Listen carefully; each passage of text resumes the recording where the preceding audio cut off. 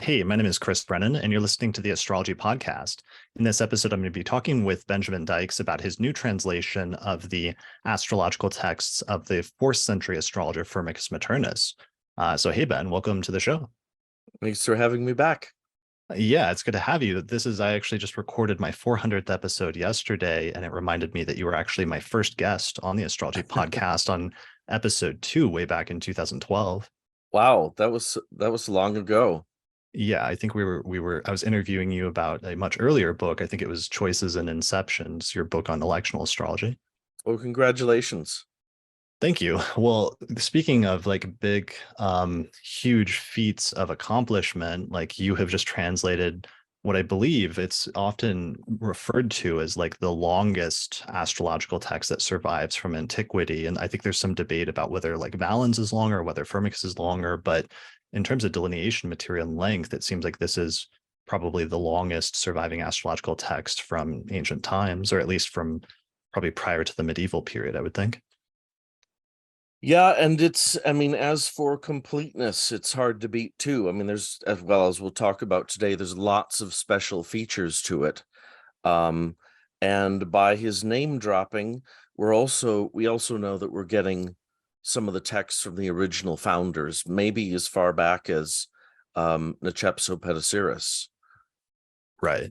So here is the book, Julius Firmicus Maternus, Mathesis, translated by Benjamin Dykes, and just came out about a month ago. When did you start working on this translation? I was encouraging you to do this one for years to tackle this because I thought it could use a new translation, but do you know when you actually started? No, I don't. It was maybe 4 years ago, and I felt bad because you wanted me to work on it. And at that time I was finishing my course and I just couldn't spare the time, but I knew that I wanted to. And as I started working on it more and more, I got more excited. So this took up a lot more of my time in the last year. Got it. Okay. And there were 2 prior translations of Firmicus Maternus, one by Jean Rice Bram in the 1970s, and then another about a decade ago by James Holden that was published, I think, in 2011 or so. What was the motivation, or why did we need a third translation of Firmicus Maternus? And what does this offer to the reader? Well, there were a few things that had bothered me for a long time. And some of them were a cosmetic or very obvious, in my opinion, flaws in the earlier versions. And one of the simple one is none of them had a complete table of contents. So the book has all sorts of untitled chapters, but it's very well organized if you understand the book. So students will pick this up, have all these untitled chapters, not a complete table of contents, not even a good index. And so that was one thing that I had always found very frustrating. It's also why I had undervalued it for many years, because I was frustrated not understanding how this book was arranged. Then another one is more, well, it makes it more student friendly, and that is Firmicus has all of these interesting chart combinations he talks about, but there's no pictures. And as astrologers, we like pictures. Right. There's no diagrams. Right. So I added over 100 chart diagrams and tables to help students see visually some very detailed delineations that he goes through. So on the surface, that's some of it. For other things, I didn't like how it was translated. I didn't think it was accurately translated. Yeah, And I think that's huge. And that was one of my motivations for encouraging you is we had that first translation by Bram in the 70s, but then it turns out that they omitted a lot of sections. Like when Firmicus was going on and on in delineations, they would sometimes just leave large sections out, right? Yep, they would leave sections out. So first of all, it was just incomplete. And then in Holden's, and I have great respect for Holden, but in Holden's version, he would sometimes write down words that key terms that he thought Firmicus meant. So, for example, Firmicus might write the word place, like the 12 places, but Holden would write 12 houses. And those are technical terms that can lead to controversy. So, Right. And Holden was like, because Holden worked on that on his own starting in the 1950s, yeah. slowly all the way until it was published eventually in 2010, 2011 or 2010 by the AFA. But he was a modern astrologer, and he was kind of off doing his own thing for many decades as a historian of astrology and doing all this amazing work and research and Mm-hmm. translations in Greek and Latin that he just circulated privately for many years. But he wasn't as engaged in some of the dialogues that started happening, especially in the late 80s and 1990s and 2000s, about the revival of Hellenistic and medieval astrology and some of the terminological changes that were taking place.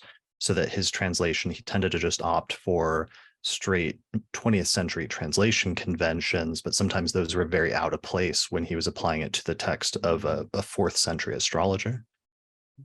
Yeah, and so he had his reasons for doing that, but looking at all of these problems that I felt there were, I wanted to make a very careful, accurate translation. Um, with numbered sentences. The old version had numbered paragraphs, which made it hard to find things because Mhm. Firmicus's language is sometimes, well, it is quirky. Um, and another thing that I found is that Firmicus sometimes uses wordplay. He was a lawyer, and so he loved speech, and in a way, it's almost as though he loved the sound of his own speech. Sometimes in his sentences, he just said too much or more than he needed to. But he does wordplay, which sometimes illuminates or adds an extra dimension to things that he's talking about. So, Yeah.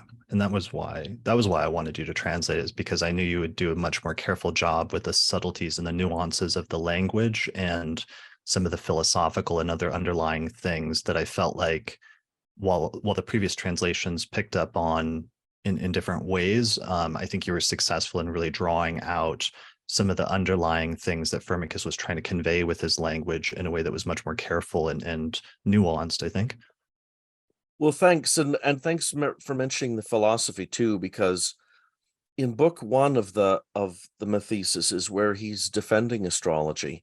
And I had always skimmed over this looking at previous versions. I thought it seemed probably the least interesting part. But it so happens that recently I've been doing a lot of reading about the Roman Republic and its downfall. And in book one, he has a lot of examples from the Roman Republic when he's talking about things like fate and fortune and how astrology fits into his worldview. And so as I was forced to translate it, I realized there was a lot of philosophically interesting things that he was saying um, about fate and fortune and the divine mind, and it it suddenly made the book a lot more interesting, just in that part, Right. than I thought before. Yeah. Yeah, I'd love to do a whole philosophical. Let's talk about the philosophy of Firmicus. Let's do some quick stuff and get some of the basics out of the way, Yeah. so about his biography and about the dating and different things that are debated like that. So, first off, who was Firmicus Maternus? So he was a lawyer originally who lived in the earlier part of the fourth century. So, and there's actually some debates about his dating and his time frame. Yeah, I'm following the standard time frame because I understand the arguments about it. Um, I'm not trying to break convention on that. So he would have been born around the end of what was called the third century crisis. In the 200s, um, there was a great crisis in the Roman Empire. It actually broke up into three parts at one time. There was at least 27 or so generals who claimed to be emperors. Runaway inflation. It was a mess. And then Diocletian and then Constantine came along and they set things back in order. So he is writing, he was of a senatorial class, born and raised in Italy. It seems he wasn't an actual senator, but he was from a illustrious family. Mm. Born and raised in Sicily. And the book is dedicated to a friend of his, a very powerful, well-connected friend, who, when Firmicus was visiting this friend once, and they started talking about nature and the stars and astrology. And Firmicus promised that he would translate a whole bunch of old books from Greek for his friend. And this is the result. And he seems to have written it. The latest probably that he could have written it is 337 AD, because that's when Constantine died. He refers several times in the book to Constantine still being alive. So, Right. And with Mavordius, it's like Firmicus gives this story about traveling and being through like a winter storm or something and being in bad shape physically and health wise, and that Mavordius like nursed him back to health. And then at some point, Mavordius shared this story with him that sounds like that he had like interests in astronomy and maybe in like the planetary spheres or some level of astrology. But then Firmicus says that he like impetuously like offered to write a big textbook on astrology for him. And since what Firmicus ended up doing was translating a lot of texts from Greek into Latin, I wonder if that's not because Firmicus had that training in Greek, so therefore he was acting as like a translator for his friend in some ways of these texts, basically. I think so. And he mentions in the book that he's already written 2 other books on astrology, on specific topics. We don't know anything about them besides the titles. One of them is on the length of life. But he must have had a library of these Greek books that he had used himself, and so he was translating them and putting them in order for his friend Mavordius. Right. And so, that's interesting in of itself. And that his previous career up to that point had been a lawyer and like a public defender in some sense, or analogous to like a public defender in a way today. But he says at one point in one of the later books that he gave that up, and that then gave him more time to do astrology or to write this compilation for Mavordius. Yeah, so we don't know if he was, did he retire early and he was in his 50s at this time, or was he maybe in his 70s? We're not sure exactly. But yeah, he retired from the law. He said he couldn't stand it anymore. The whole purpose was to get money out of people. And so in a way, retiring and studying astrology was a way of repairing and improving his soul. And he takes it very seriously that if you study astrology and have the right attitude, you are improving your soul because you are coming more into an agreement with the divine mind. Right.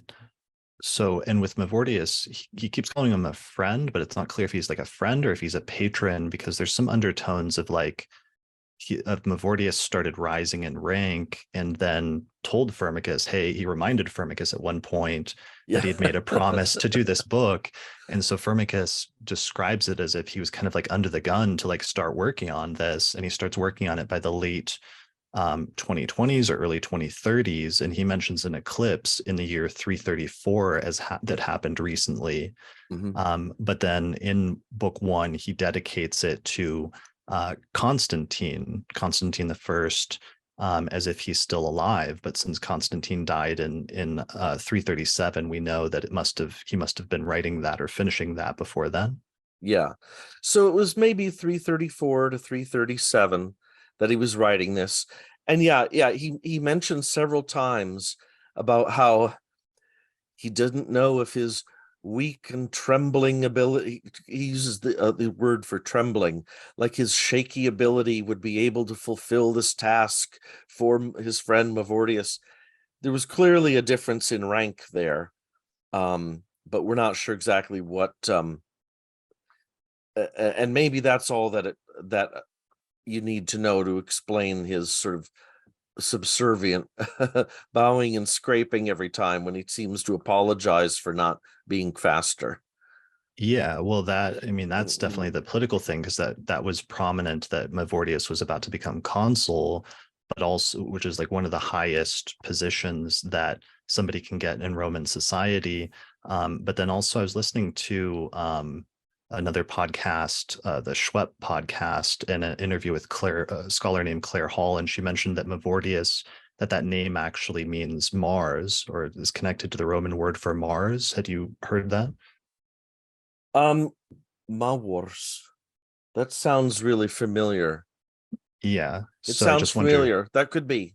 I wonder about that both because it then there's a lot of sort of like paganism or connection with paganism, and something we'll get up when we get to Firmicus's philosophy and religion about Firmicus potentially still being a pagan or during writing of the Mathesis in the 330s.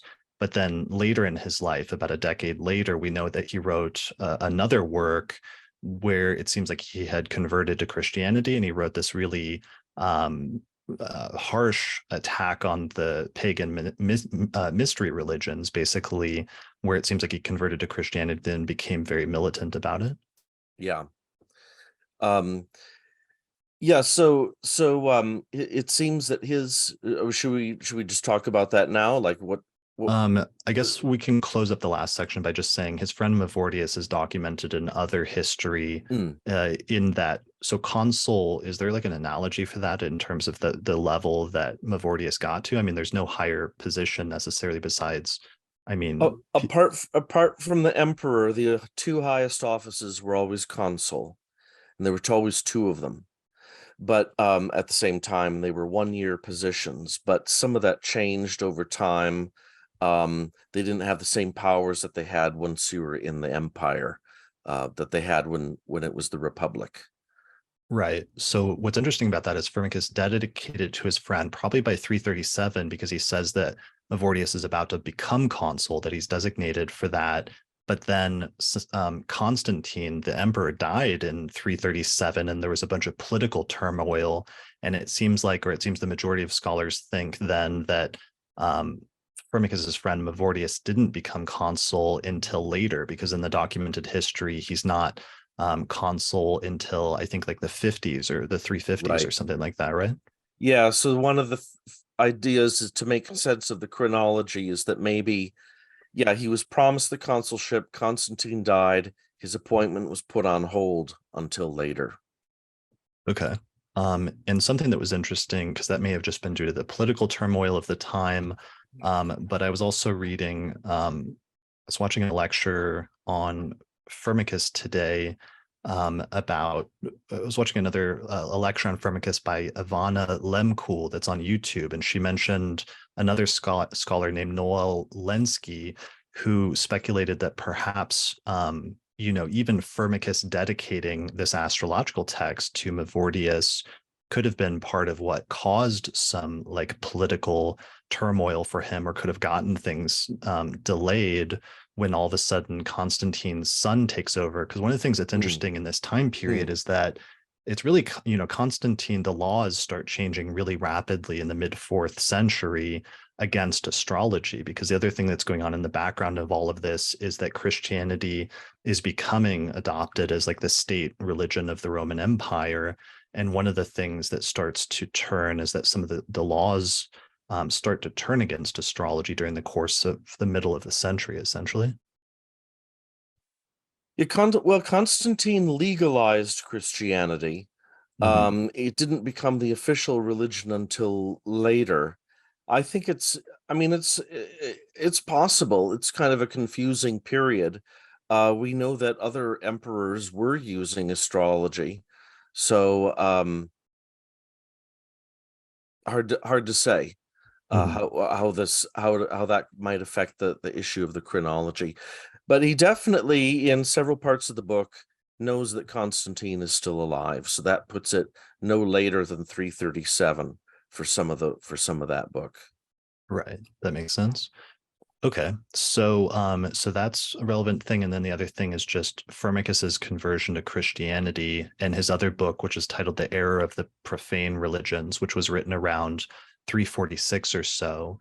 That gives us around, let's say, a decade. If the Mathesis was being written or completed by 337, and this other work is written by 346, or thereabouts, we're talking about a 10-year period, and one of the questions that's sometimes still debated occasionally, I think most scholars do think that Firmicus did have a conversion to Christianity, that he was a pagan, but then for whatever reason converted to Christianity later on, and then wrote this attack on the pagan mystery religions, which I think is the case, and there's different reasons for that. But what are some of the distinctions between the two, or why do we think that he converted to Christianity? I think is a good question. Well, in the Mathesis, the earlier book, first of all, he's a very pious man. So he's not joking when it comes to religion. So this is a very serious topic for him. Yeah, like he has a lot of religious and especially like moralizing undertones all throughout the astrological work already at that period, even as a pagan. Yeah, stuff that you don't see in other authors. He's so pious. It really stands out against most other maybe all of the other astrological material I've ever translated. In Mhm. fact, he even composes some hymns. So there's religious hymns in the pagan style for the work. He's calling upon God, and but when you look at what is he actually talking about? What's his metaphysics like? What does he think ultimate reality is? What does he think God is? It comes across as a kind of generic, somewhat eclectic middle Platonism with some Stoicism thrown in. So that he, like the Platonists, he seems to believe in a number of layers of reality, which the divine power flows down through each layer.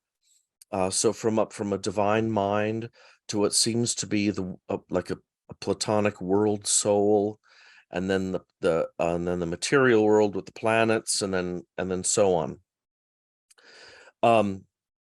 So that is all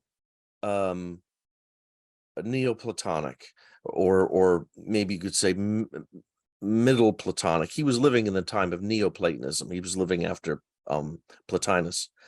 Yeah, well, and he's not just living after that. He's like very acutely aware of Plotinus's school, and he mentions Plotinus in book one, not very favorably. I think actually partially perhaps due to Plotinus's critique of astrology, which Firmicus viewed as an attack. But Yeah. he's also aware of Porphyry, who he mentions very favorably in the astrological text and refers to him as our Porphyry. And there's some questions about why he refers to him that familiarly. But then later in the Christian work, like suddenly his views on Porphyry have changed and he attacks Porphyry really viciously, which is one of the major reasons that I personally think that he did have a conversion. But at least in the astrological text, his familiarity with the Neoplatonists does sort of put him in that milieu of them, which would have just been a few decades before the Mathesis. Yeah, and notice that even though he's familiar with these Neoplatonists, he doesn't speak like a philosopher. No. He speaks like a religious person. So he's clearly into the religious side of things in that tradition. But there's a number of other things that he'll mention that shows that there's some stoicism going on in there, like Mhm. the world being God as a creative fire, or nature as a creative fire. So and the determinism too. There's a universal determinism. Mhm. So it's Or the so ekpyrosis that he mentions at one point. yeah, the conflagration. Mhm. So that would not have been strange for an educated upper class man of his day for a number of centuries. That kind of um what am I trying to say? Non-dogmatic, general mixture of ideas. That way of looking at the world wouldn't have been surprising. Well, and also I wanted to mention, because you mentioned the Neoplatonism, and I sometimes also I think of Hermeticism when I'm reading some of his text. And I think it's sometimes very hard to distinguish between Mm-hmm. what is Neoplatonism and what is Hermeticism, Yeah. especially because one of the things that's very distinctive that he does mention is that doctrine of the descent and the ascent of the souls through the planetary spheres. And that's something that both the Neoplatonists and the Hermeticists shared in common. And as I was reading through your translation, I was constantly like trying to tease out, where is he getting this from? But part of the thing that's tricky is that he's drawing on earlier texts from the technical Hermetica, like for example, from the Nechepso and Petosiris tradition or the Asclepius text, which was supposed to be revealed to Asclepius by Hermes. So we have to remember when we're reading some of his philosophical digressions that he may be getting some of this from Hermetic texts, or at least texts that were part of that general Hermetic tradition.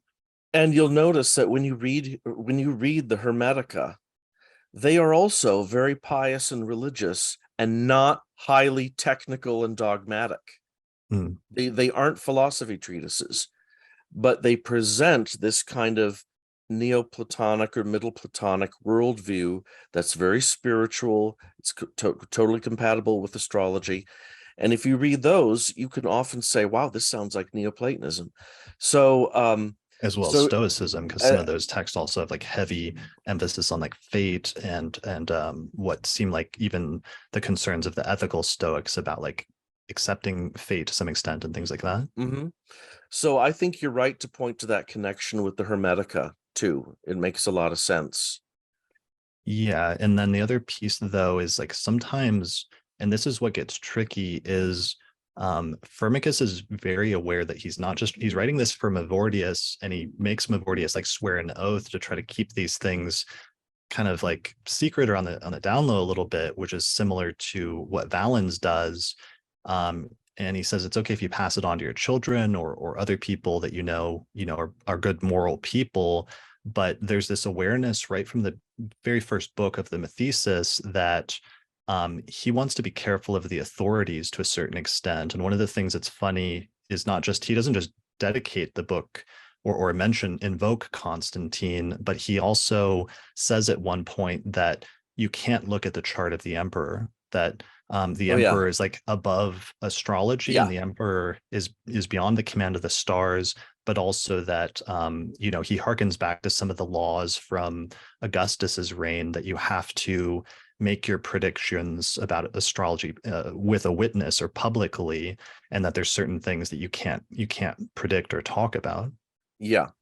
Yeah, he's very insistent that you need to live a very moral life as an astrologer, and Mm. part of that life is in public view, so that you're not seen to be um prying into state matters where you shouldn't be, that you're not looking into things that would be embarrassing if they became public. So and he does suggest that even if you wanted to ask about the emperor, it wouldn't work anyway because the emperor is beyond a chart. Right. But then ironically, like later in the book, he gives a Mm, bunch of placements that will indicate like emperors and kings and things yeah. like that. So he's saying, so we have to be aware when we're reading the book that he's saying that because the tides were starting to shift against astrology, and you could get in trouble for certain things having to do with astrology, increasingly the longer and longer he lived as we go through the fourth century. So the other thing that's interesting is like sometimes I feel like he writes parts of the Mathesis in a way that are, even though he's writing things that he's drawing philosophically from like Neoplatonism or Hermeticism, there's some ways that he phrases things that would not be that would be almost okay that if a Christian was reading the book, they would be like, that kind of sounds like something that's okay according to my theology that I might be okay with. And I think Firmicus is doing that politically because the tides are starting to shift and he's trying to be careful. But I think then some scholars have sometimes accidentally thought that that meant that Firmicus was already Christian.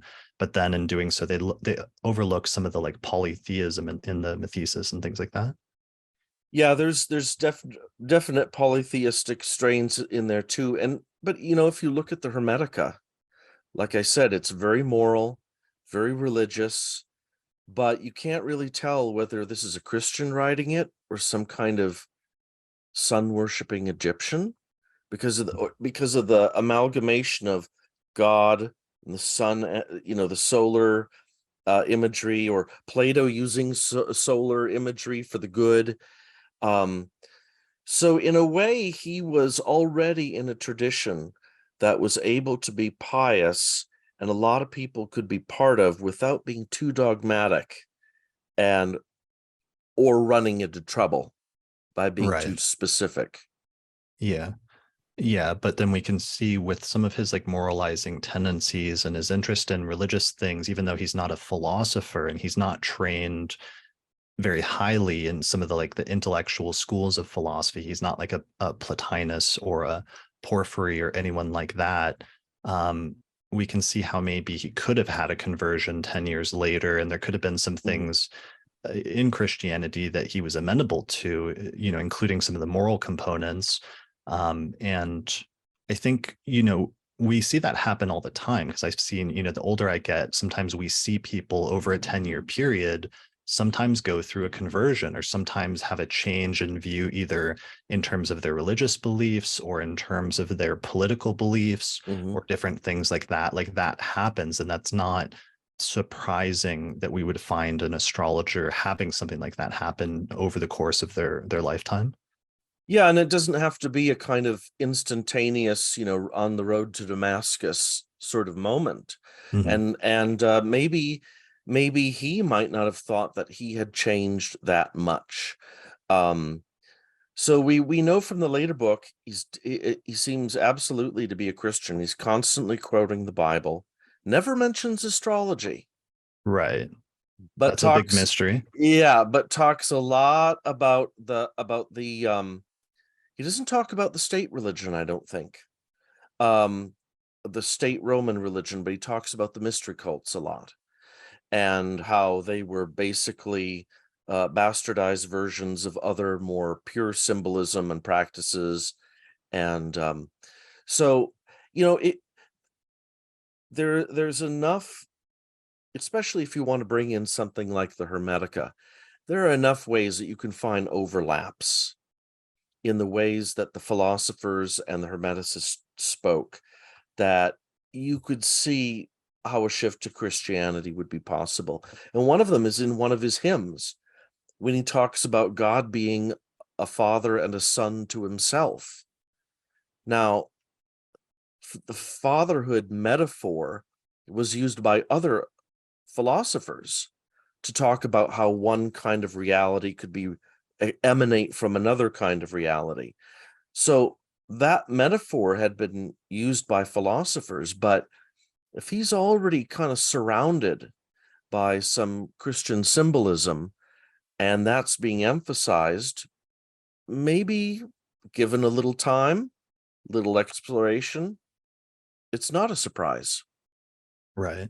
I was also reading, I've read a paper by an academic named Dennis Quinn. It was titled In the Names of God and His Christ, Evil Demons, Exorcism and Conversion in Firmicus Maternus. And one of his thesis was that there's a lot of mention of daemons in connection with astrology and the Mathesis, and then he brings them up again in the Christian polemic 10 years later. But the main thing he's talking about is the power of Christianity to sort of exercise or get rid of demons just by being a Christian and just by that view, and that may be like a partial motivation for Firmicus to convert to Christianity, to the extent that he's often associating evil demons with negative things that are happening to people in astrology. And therefore, if there was something that was able to rid you of that, it could rid you of some of the life's woes in some sense, so that there could be other like justifications for his conversion a little bit.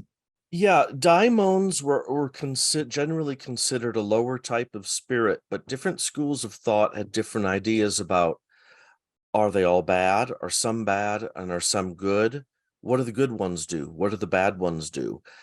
And he clearly in the Mathesis, and then in his later book, comes down on the side of daimons are bad. Right. So that could be another reason that he might want to ally more with the Christian side than with some other Neoplatonist who says, well, there's good daimons too. Right. Yeah, that makes sense. And also, just like I said, things were shifting politically, because even though Constantine didn't was still somewhat astrology wasn't doing too bad under Constantine, despite Christianity becoming more and more acceptable. I think under Constantine's sons, that's when some of the laws against astrology really started coming into effect. And so Firmicus, in not mentioning astrology in his Christian polemic, I think may have been not trying to draw attention to the fact that he had written this earlier huge textbook on that. And sometimes people speculate that maybe he was going like so far over the top in his Christian polemic that it was because he was trying to show that he really had converted, and he really was serious about this conversion to, whether it be, the authorities who are in power, or whether it be to his bishop or what have you, in order to sort of show there had been some sort of change, or he had given up that old thing, even though he doesn't mention it. Yeah, it's hard to say. The Mathesis is a gift to a friend, so it wouldn't have been, publicly, sold in bookstores. I'm not sure how it got so many manuscript copies made. Mm. But the book against the pagan religions, or the mystery religions, was meant as a more public statement to the emperor. So it could be that his translation of the Mathesis wasn't highly known, maybe. Sure. Yeah. And but he And so it might as well just be quiet about it. right, maybe not good not to like draw attention to it. All right. So for our purposes, though, let's focus on the Mathesis itself, and let's talk about some of the things in it and some of the things that are interesting. One of the things that I think was most striking to me, that I understood for the first time in a better sense after reading your translation, was that Firmicus is to astrology in Latin what William Lilly was to astrology in English in the 17th century, in the sense that with William Lilly, he's widely hailed partially because in Europe, most textbooks on astrology up to that point, during the course of the medieval period, late medieval period and Renaissance, were written in Latin. And then all of a sudden, Lilly decides to write his textbook in English, which made it more accessible to an English-speaking audience that didn't need to know Latin in order to read it. And in the same way, Firmicus plays some kind of similar role, where he's one of the earliest authors to write a complete comprehensive textbook in Latin for a Roman audience, instead of, up until that point, most of the textbooks had been written in Greek, and most of the textbooks Firmicus himself is drawing on is Greek. And that's like a huge turning point. Like, that's a huge landmark moment, and therefore Firmicus sets a lot of standards in terms of language that would be used in subsequent centuries, even to this day, I think, right? Some of the language, yes, although we have to remember that a lot of the Latin books had been translated from the Arabic, so Right. they were done separately. But yeah, he is very conscious and says several times, I am doing this for the Romans for the first time, and it is a great contribution to Latin literature. He's very clear about this. And what's sad is that he's translated all of this material from the oldest Hellenistic sources, and they're almost all sources that are now just gone, Right.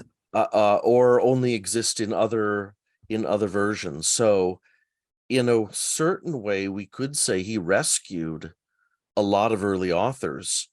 And the sad thing is that he doesn't tell us always throughout the book who he's quoting, but we could make some good guesses. Right. So most of the book, it's so large, is because most of it is copying delineation material of interpretations of planetary placements and birth charts from different earlier Greek sources that he's copying from.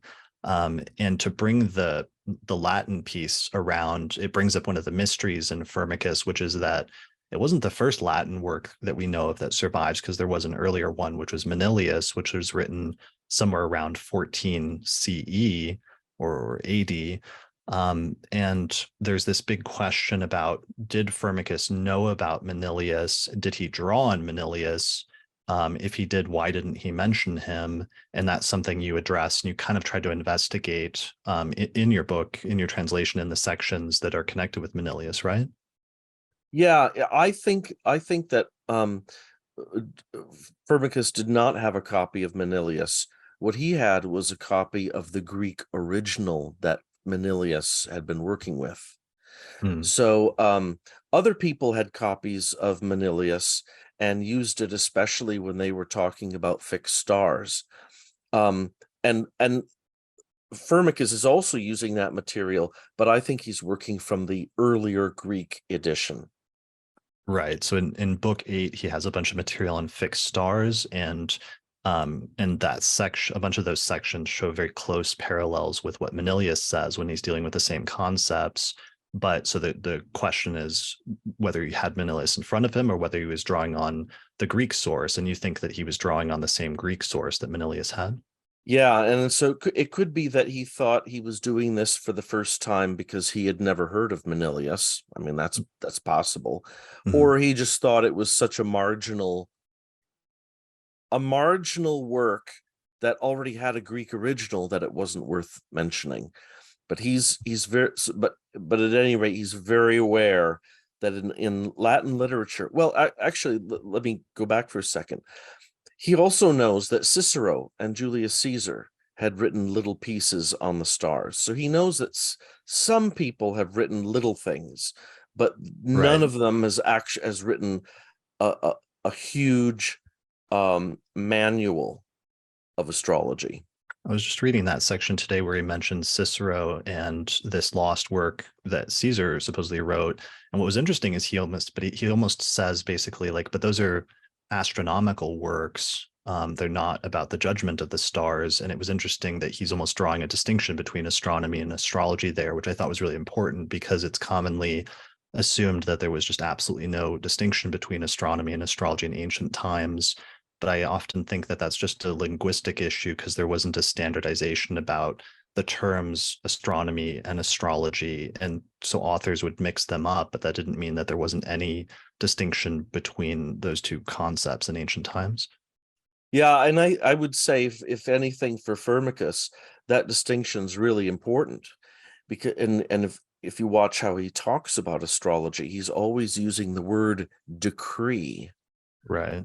That astrology is about what the gods and the stars are decreeing. This is a divine science. Um, so measurements and watching, rising times and that sort of thing for agriculture, that's one thing.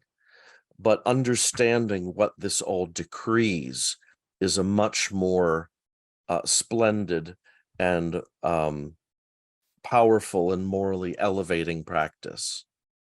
Right. So decree, and that's connected with his other his frequent use of the word of fate. He's Yeah. constantly invoking fate and saying that astrology is the study of fate. And at one point, he also connects fate to fortune, and he seems to use fate and fortune interchangeably at one point.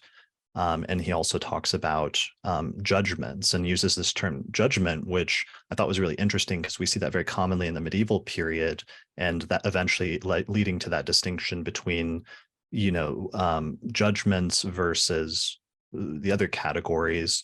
But some of this we're seeing in Firmicus for like the first time. Yeah.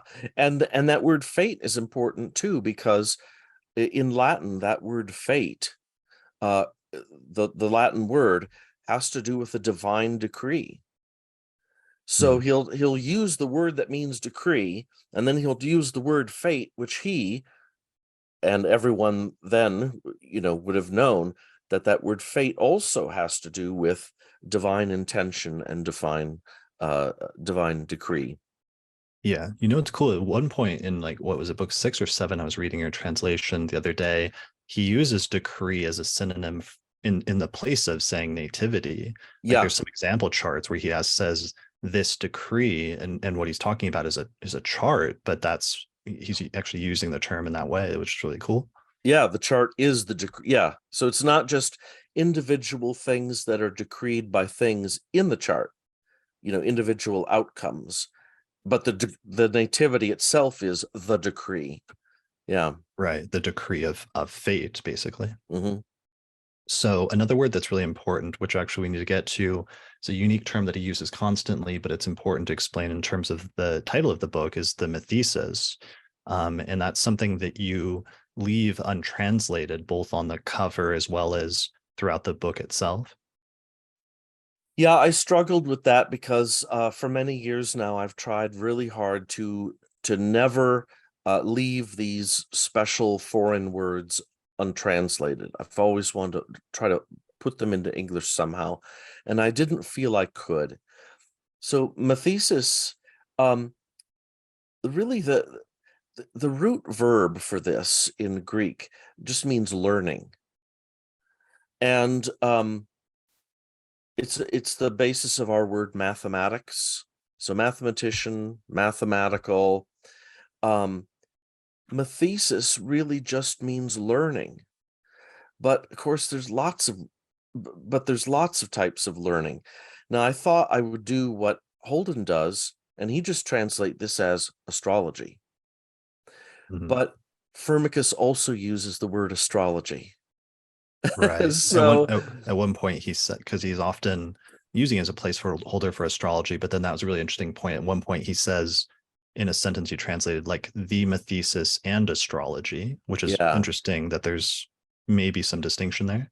Yeah, so it might mean that in casual conversation, if you talked about mathematicians, you'd be talking often about astrologers. Maybe common people would understand that, but he might have something special there. And I thought, well, he doesn't use it a lot, so let's just keep it like it is.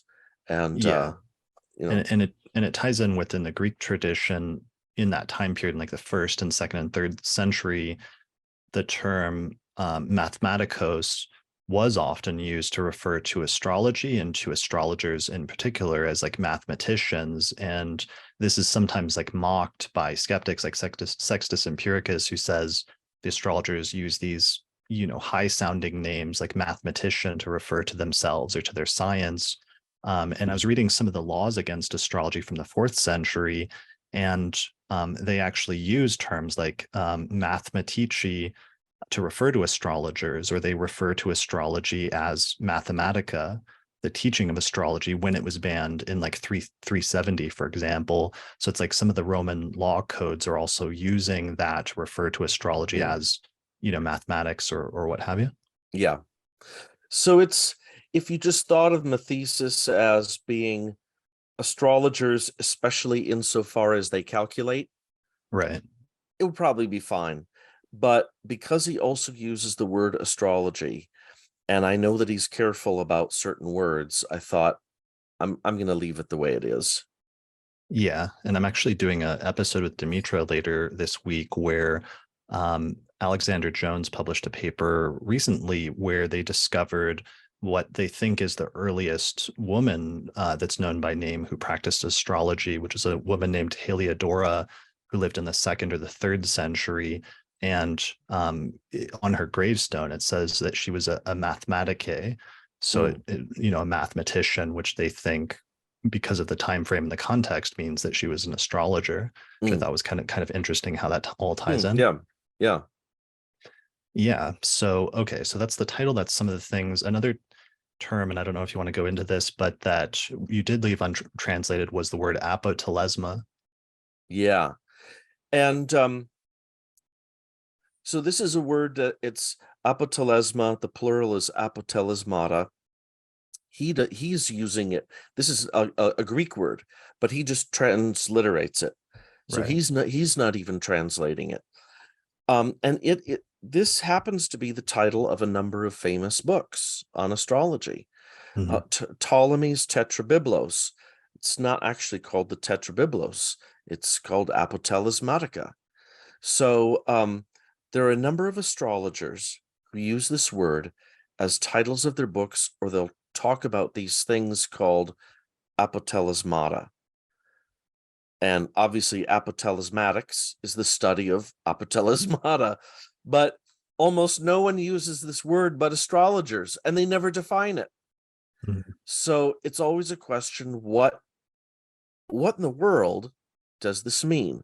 And I can only speak for Firmicus and how he uses the word, but I think I have an idea that is useful about what this all of this really means.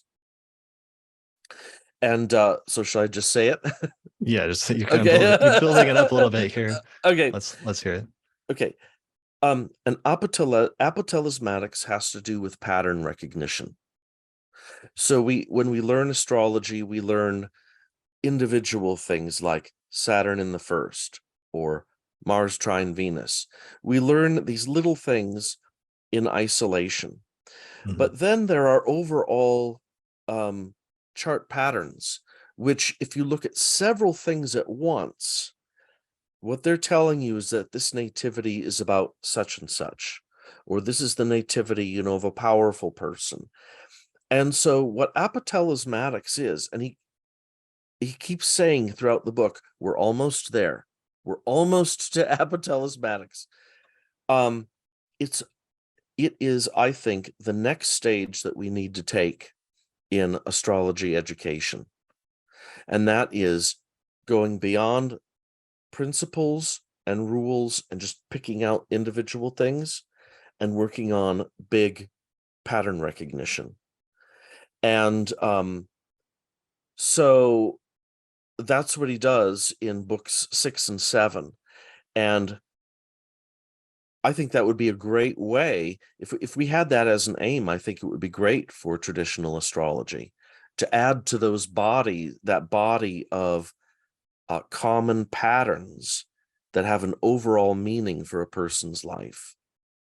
Right. So it's apotelesma, it sometimes means end or result or outcome or effect. And sort of like Schmidt had originally sort of noted how Ptolemy uses it, that you have like a foundation or a katarche, a beginning, and then you look at the alignment of something then, and it will tell you the outcome or what the result is from that placement. And so that's why the astrologers are using that. But what you wrote in the introduction was that Firmicus has a more complex or detailed understanding of apotelesmata that are not just simply a singular one-to-one correspondence of like singular placement and then outcome, but instead it's something more about the totality of the mixture of the planets in the chart and their placements and combinations and aspect with each other that indicates a total sort of like outcome description or what have you. Yeah, and he's explicit that it involves all of these bits. And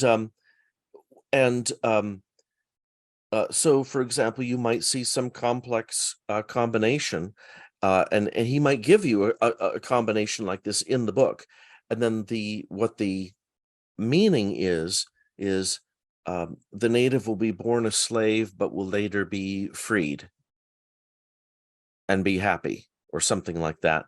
But there's no way to point to just one or two things in the pattern. It's the pattern as a whole.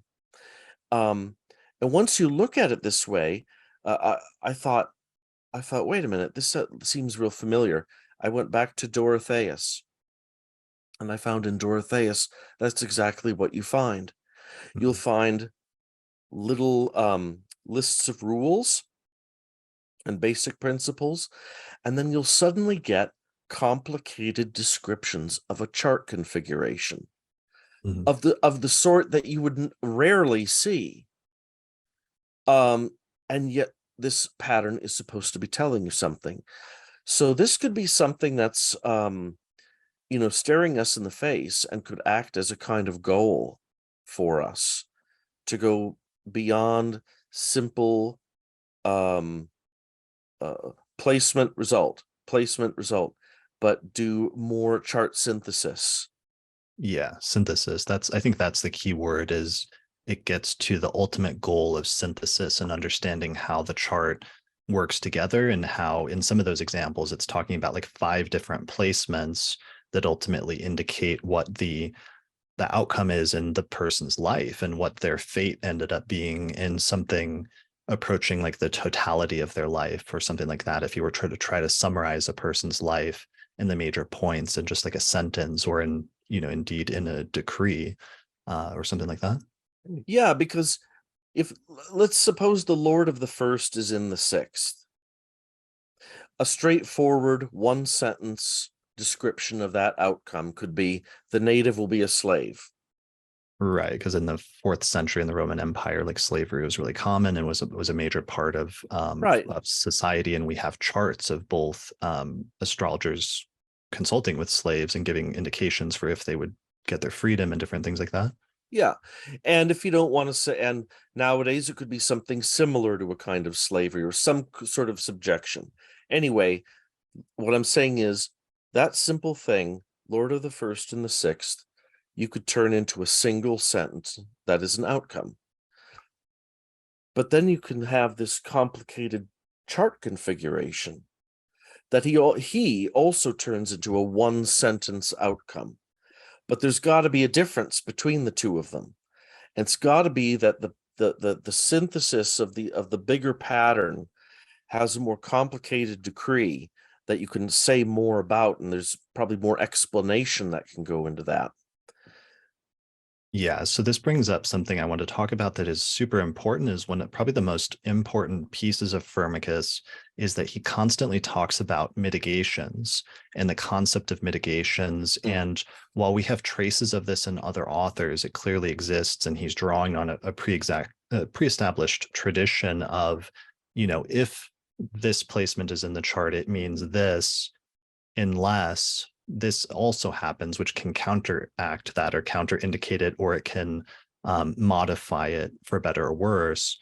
Firmicus is constantly telling you both the rules of what certain placements mean, but then he's also saying, however, if this placement is here, it will mitigate it and make it better, or it'll make it worse. Mm-hmm. And that ties in with what you're saying there in terms of the chart synthesis, is that a major component of chart synthesis we understand from Firmicus is paying attention to mitigations and how different planets in the chart can offset things. Yeah, and I think that in many cases he does that through sect. His material and treatment of sect throughout the book is amazing because of just because of the literally hundreds of delineations that he gives, where you can parse out what sect is doing in it.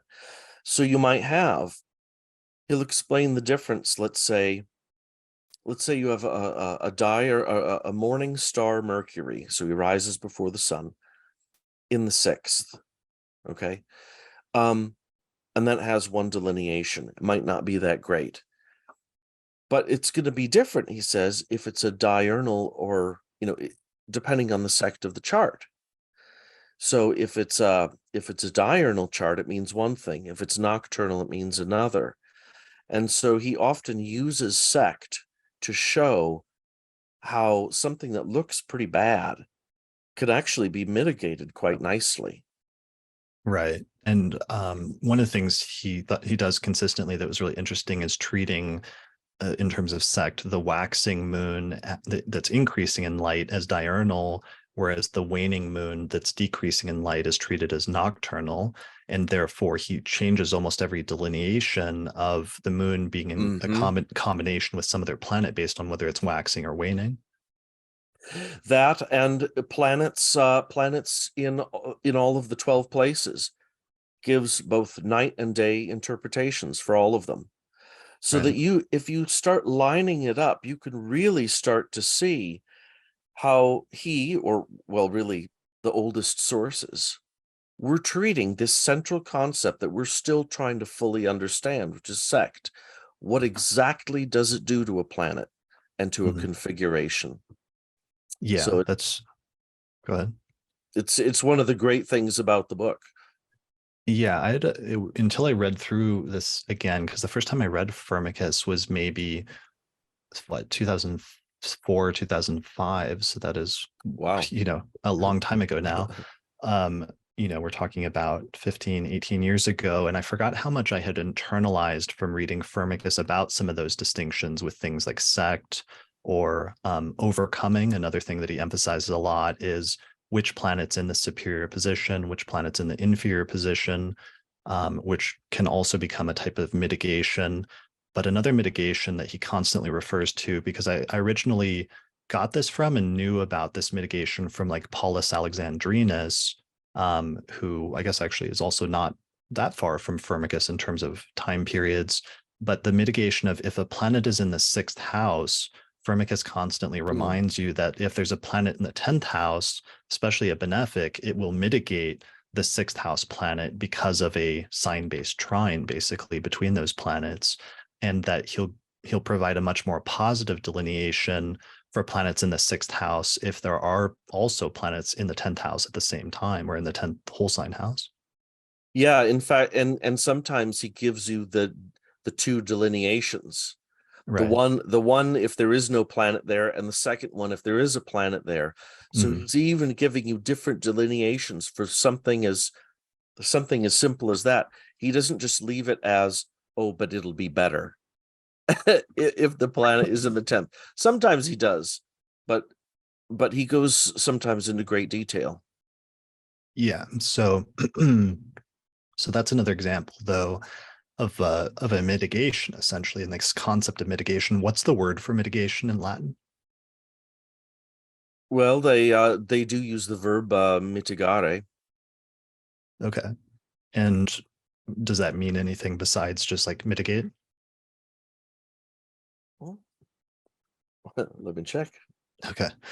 Is because that's the term that has to be, because Manilius, I don't think, is using that word. So this has to be the earliest use of that in an astrological context. And that's, the term that became common later on. So I was wondering if this is another term that Firmicus is kind of using or introducing for the first time in an astrological context that then becomes so standard over the past, 1500 years since that time.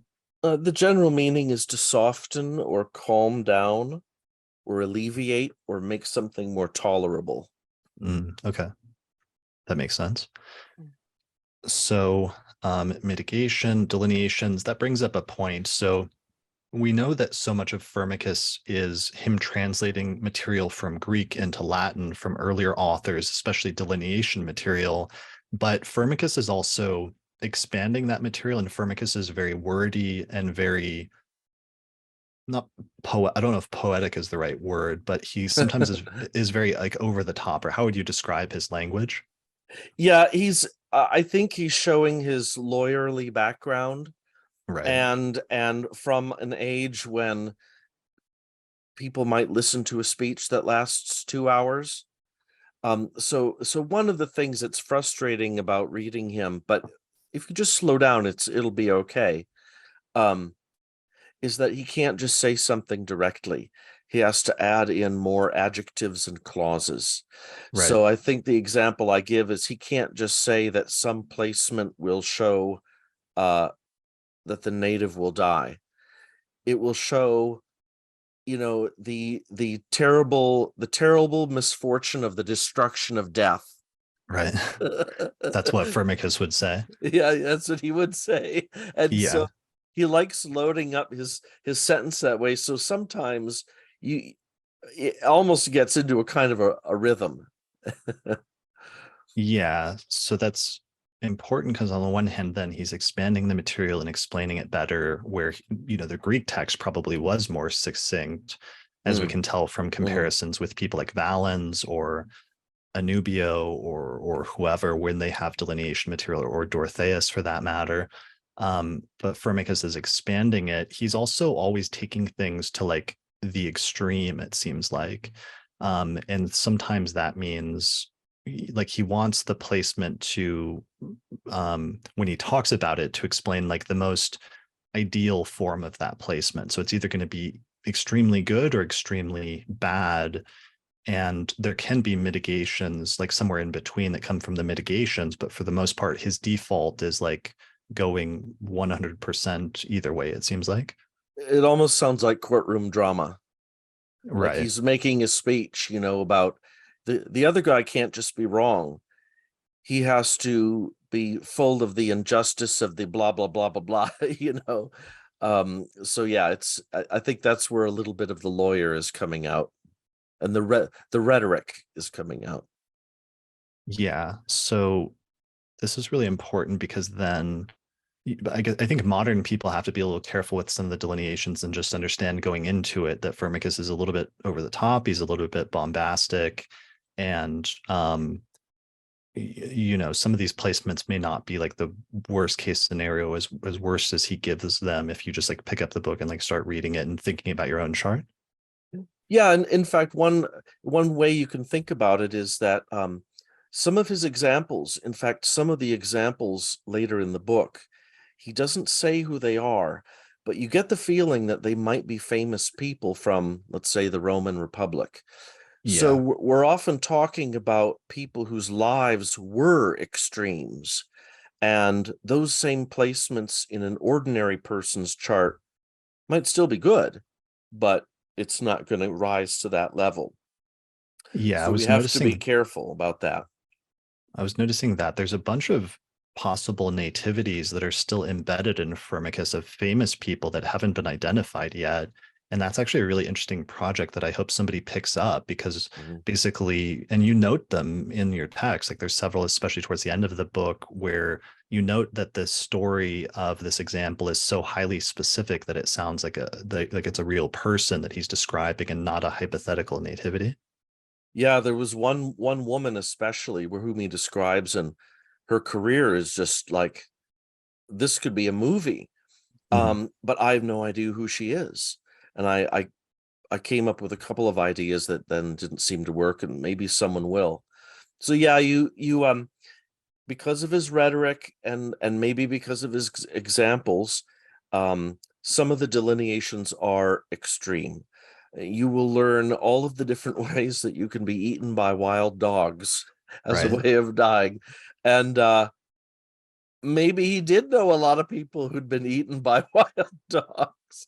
I I don't mean, know. what's funny, we always think about and sometimes joke about that as being like, well, that's dumb. But then occasionally, like those news stories still come up in the news every once in a while where it's like some freak accident happened and like some kid or somebody got eaten by a dog or mauled by a dog or something like that. So I actually that is actually a really good point. Yeah.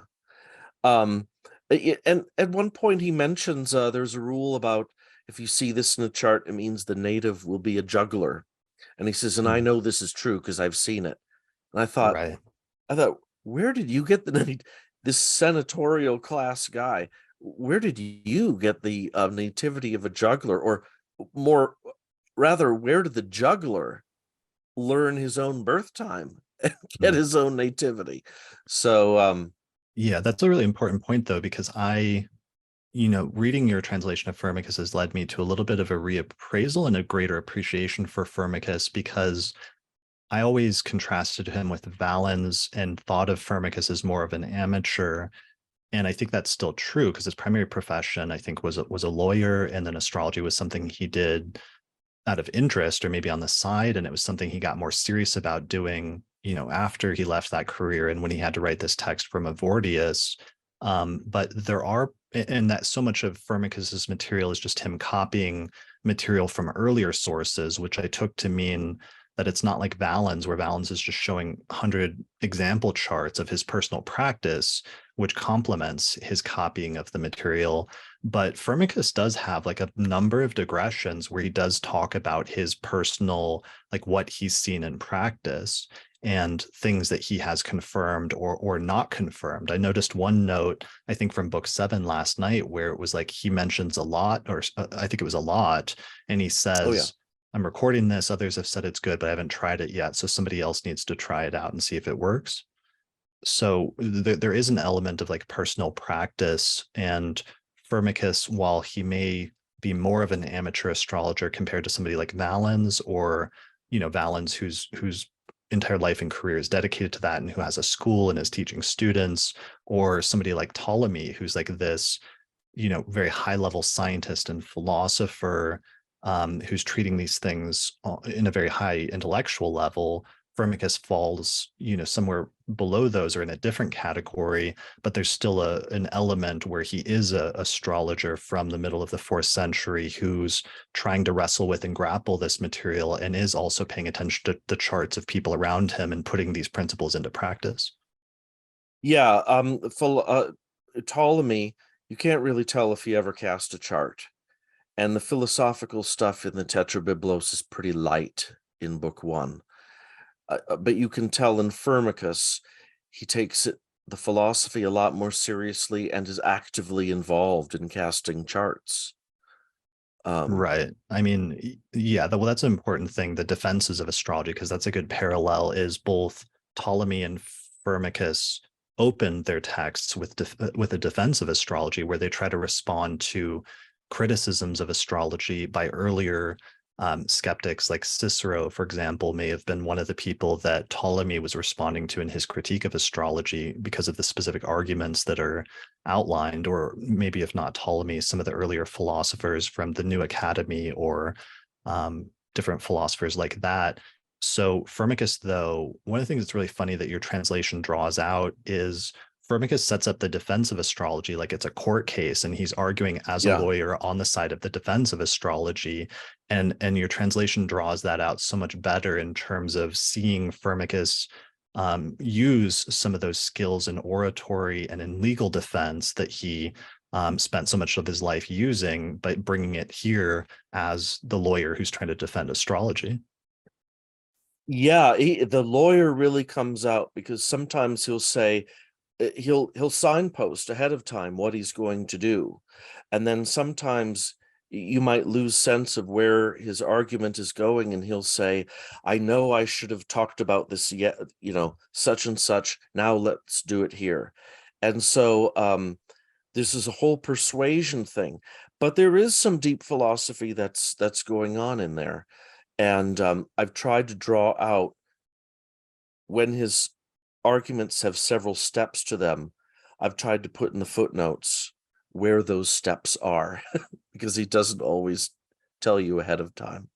Right. But he does outline, like he'll outline his opponent's like position first, and then at some point he'll outline the response to that. So Mm-hmm. he's setting it up like this back and forth legal defense.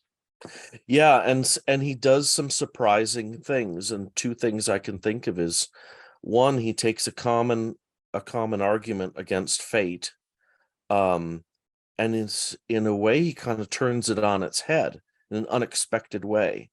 There's another argument about fate where some people want to say, well, certain things are fated and certain things are not. And he uses some examples to show that ultimately, no, you have to be led down his way to total fate. Right. So there's new stuff in here that I've never seen before, and he's willing to do some daring things to make his case. Yeah, because he wants to argue for complete determinism and that everything is fated or predetermined to occur. And that's his understanding and conceptualization then of what astrology is about, and what its purpose is that astrology shows you a person's fate, or shows you the decree of a person's fate. And that's different than somebody like, for example, Ptolemy, who doesn't think that everything's predetermined, or thinks that there are some things that can be changed, that if you just let things go their natural course, then sure, like things will be determined in the way that the planets indicate it. However, if you try to offset things once you're aware, that you can avert certain things in terms of a person's fate, or maybe make them better, or what have you. But that's not, Firmicus is on the full determinism sort of camp, which is, again, another reason why it's harder to view him as a Christian in this original work, because that became one of the main sticking points between astrology and Christianity, is that Christian theology puts a great deal of emphasis on free will and making the choice to accept Jesus, essentially, Mm-hmm. and be saved. And the Christians became very uncomfortable with the extent to which astrology was more focused on fate and predetermination and things like that. It's hard, in a way, it's hard to say if that is a big distinction or not, simply because in a few places he seems to want to say that internal moral improvement can kind of lift you a little bit out of this determined world. He doesn't really say much, and that could be a problem. Right. But yeah, it is something that, depending how you look at it, could mean what you said. And just to give an example of what he does in this later argument, he argues against something that I'm, for the purposes of the book, calling beginning and end fate, or limited fate. And he says there's some people, and this is where he defines the word hemarmene. He says there's some people who think that you're fated to come into the world at a certain time, and you're fated to go out in a certain way in time, kind Right. of like the fates cutting your the thread of life, the Greek fates. Mhm. And in Arabic astrology, the parts of the chart that show death are called the cutters. So Mm. they've got that cutting. Okay, so at the end of the life, that's also fated, but whatever happens in the middle is up to you. Well, he starts posing a couple of scenarios of someone who dies early, someone who dies late under these circumstances. And what he ends up showing is that people's fates, their ends, are not separate from the other things they've done in life. You may die comfortably in your bed, but the whole reason that you're there is because of a whole other string of things that have all come there. And all of those are implicated in your death. Right. So you can't separate this like tiny little fated moment from everything that has created it. So kind of step by step, he shows that even if you accept this limited fate, you have to have the whole package. You have to buy it all. Right. He says it doesn't make sense to accept that a person's death is predetermined, and to not accept then that other things in the life are also predetermined. Right. That makes sense. Um, yeah. So, and then elsewhere, at one point very late in the book, he gives the kind of common Stoic refrain about the purpose of astrology that sounds very similar to what Valens says about, like, not being overjoyed in the case of good things, or overly depressed in the case of bad things. And that was something that most of the astrologers all shared in common, about the purpose of astrology being about learning the future so that you could know what you had to accept about your life and come to terms with it, or adopt a greater sense of like tranquility or what have you surrounding that. Yeah, I feel like he also added his own little unusual perspective on it too. So it The wasn't later one, well. because I also want to mention, Don't go back to your one about resisting at some point, but first I just wanted to establish this Yeah, more. like don't overly rejoice at the good. Don't overly, feel bad at the bad. But I feel like at one point he fit in another thing that was I'm sorry, I don't want to divert us, but I feel No, like I there. mean, I'll see if I can find it. Um,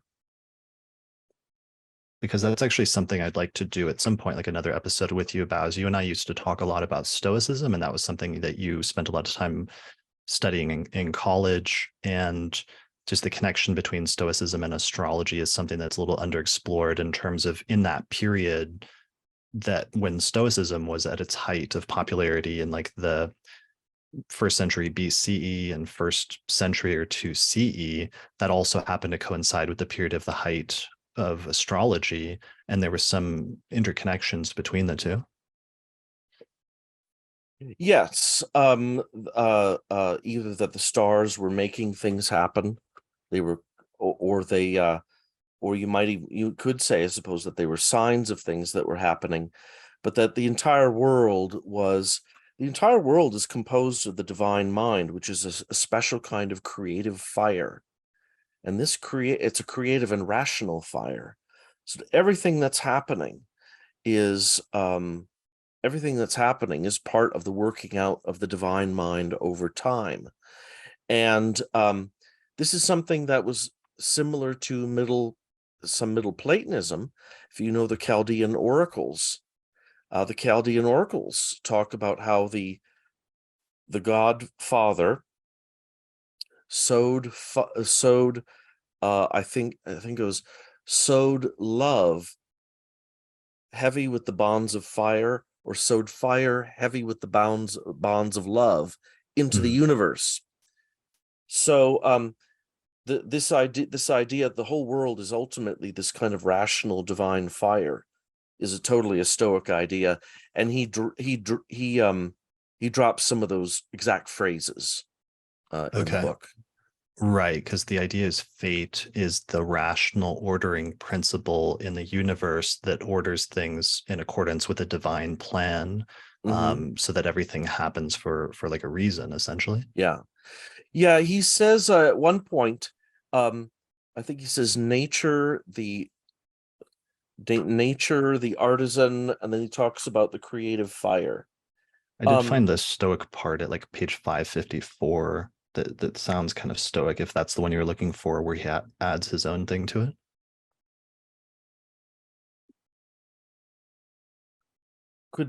Could be, which is the sentence? So it's the sentence around sentence 11. We're separating ourselves from all desires of distorted longings. And then he goes into it accomplishes these things very greatly, so that having despised all things which are thought to be either bad or prosperous in human affairs, we may return our mind composed in natural virtue and authority, uncorrupted and intact to its origin. For when we will have learned that troubles are coming, we will despise the fear of eminent evils, which was why we said they were coming, with the courage of an upright mind, nor will we shudder at the dangers of the threatened evils. And he goes on, we will not be taken by the troubles of unluckiness, nor will we rise up at the trappings of dignity, when we have known the whole of what is promised for us by the pronouncing of the divine decree. Thus, we being composed of stable reason, can never be oppressed by misfortunes, nor be raised up by the joy of unluckiness. It just sounds so close to that. Like, I mean, I understand he's also adding in things about the origins and things like that, like the celestial origins. Sentences 13 and 14 are those standard formulas that you see in people like Ptolemy and others. Right. But the previous sentences are Stoic. Because what you're doing is you're despising the entire category, things that most people think are good and evil, right? Because actually they're indifferent. And then when he talks about courage, this is very close to one of the definitions of the Stoic virtue of courage. So he's such an interesting mix of the normal, sort of a mainstream kind of generic view of things, and then he'll suddenly start dropping specifically Stoic or Platonic or whatever things in there. Let me show that passage from Valens just for comparison. So this is the famous passage from Valens. I think it's from like book 5. He says, those who engage in the prediction of the future and the truth, having acquired a soul that is free and not enslaved, do not think highly of fortune and do not devote themselves to hope, nor are they afraid of death, but instead they live their lives undaunted by disturbance, by training their souls to be confident, and neither rejoice excessively in the case of good, nor become depressed in the case of bad, but instead are content with whatever is present. Those who do not desire the impossible are capable of bearing that which is preordained through their own self-mastery, and being estranged from all pleasure or praise, they become established as soldiers of fate. And notice the difference there. So that passage, similar to sentences 13 and 14, talks about do not rejoice excessively in the case of good, nor become depressed in the case of bad. Right. Well, that is confirming the accuracy of our normal categories, our normal moral categories. It's just saying don't get too excited. But now look at Firmicus in sentence 11. Having despised all things which are thought to be either bad or prosperous in human affairs. Right. That is a Stoic approach, because you're putting into question all of our normal moral categories and rising above them. So he's doing both in the same paragraph. So it's the Stoic distinction is distinction between what is preferable versus what is unpreferable. What's that category called again? It's called the indifferent. Right. Okay. It's so indifferent things are actually all around the astrology chart. So most of us would say, having relationships is good, death is bad, profession is good, illness is bad. So we can call good, bad all over the astrology chart. Now, if you put your value into those things, you will be tossed about like a little boat throughout life, or you'll be on a roller coaster, because those things are not in your control, even though they're part of life. The standard view is saying, look, we need to not be overexcited about those good things, because they might not be as good as you think. Let's not get overly upset at the bad things, because we can maybe prepare for them. That's the normal view. The Stoic view is those good and bad categories are false, that all of those things are not truly good and evil. They only have conditional or selective value. They might be useful or unuseful. Sometimes you go for them, sometimes you don't.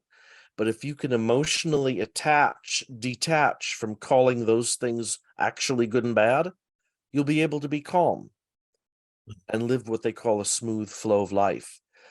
But you can only do that if you despise the very categories. Despise is a pretty strong word, but Right. don't consider either of those truly good or bad. So he's doing the orthodox Stoic thing in sentence 11, and then he's coming down to the kind of normal everyday advice in 13 and 14. Got it. Okay. So that's really important, but then just to circle back, there is this one like weird line in Firmicus where even though most of the text is largely very deterministic and he falls more on the complete determinism side of the spectrum compared to even other Hellenistic astrologers like Ptolemy, he does have that one reference about, it's in book 1, chapter 6, where he says something about resisting the decrees of the stars as well as their powers. That almost implies, as long as this isn't like an interpolation or something, that perhaps his system is not completely deterministic, but it's just weird because he never goes back to that. He never returns to that. And there's sort of some mystery about what that little digression was about. My sense is, let's see. Do you have okay. Let us humbly invoke the gods, and let us render religiously the promised vows to the divine powers, so that with the divinity of our mind being strengthened, we may to some degree resist the violent decree of the stars as well as their powers. This could mean a couple of things. One is, if you are totally in line with the divine mind, then everything is smooth for you. Nothing, you will never encounter anything that is contrary to what you actually need or desire, because what you actually desire is exactly what the divine mind is doing. So in a sense, you can resist them by being aligned with the divine mind. He could also mean that because of his moralism throughout the book, you will be purified of the kind of wretched desires that gets most people in trouble. Right.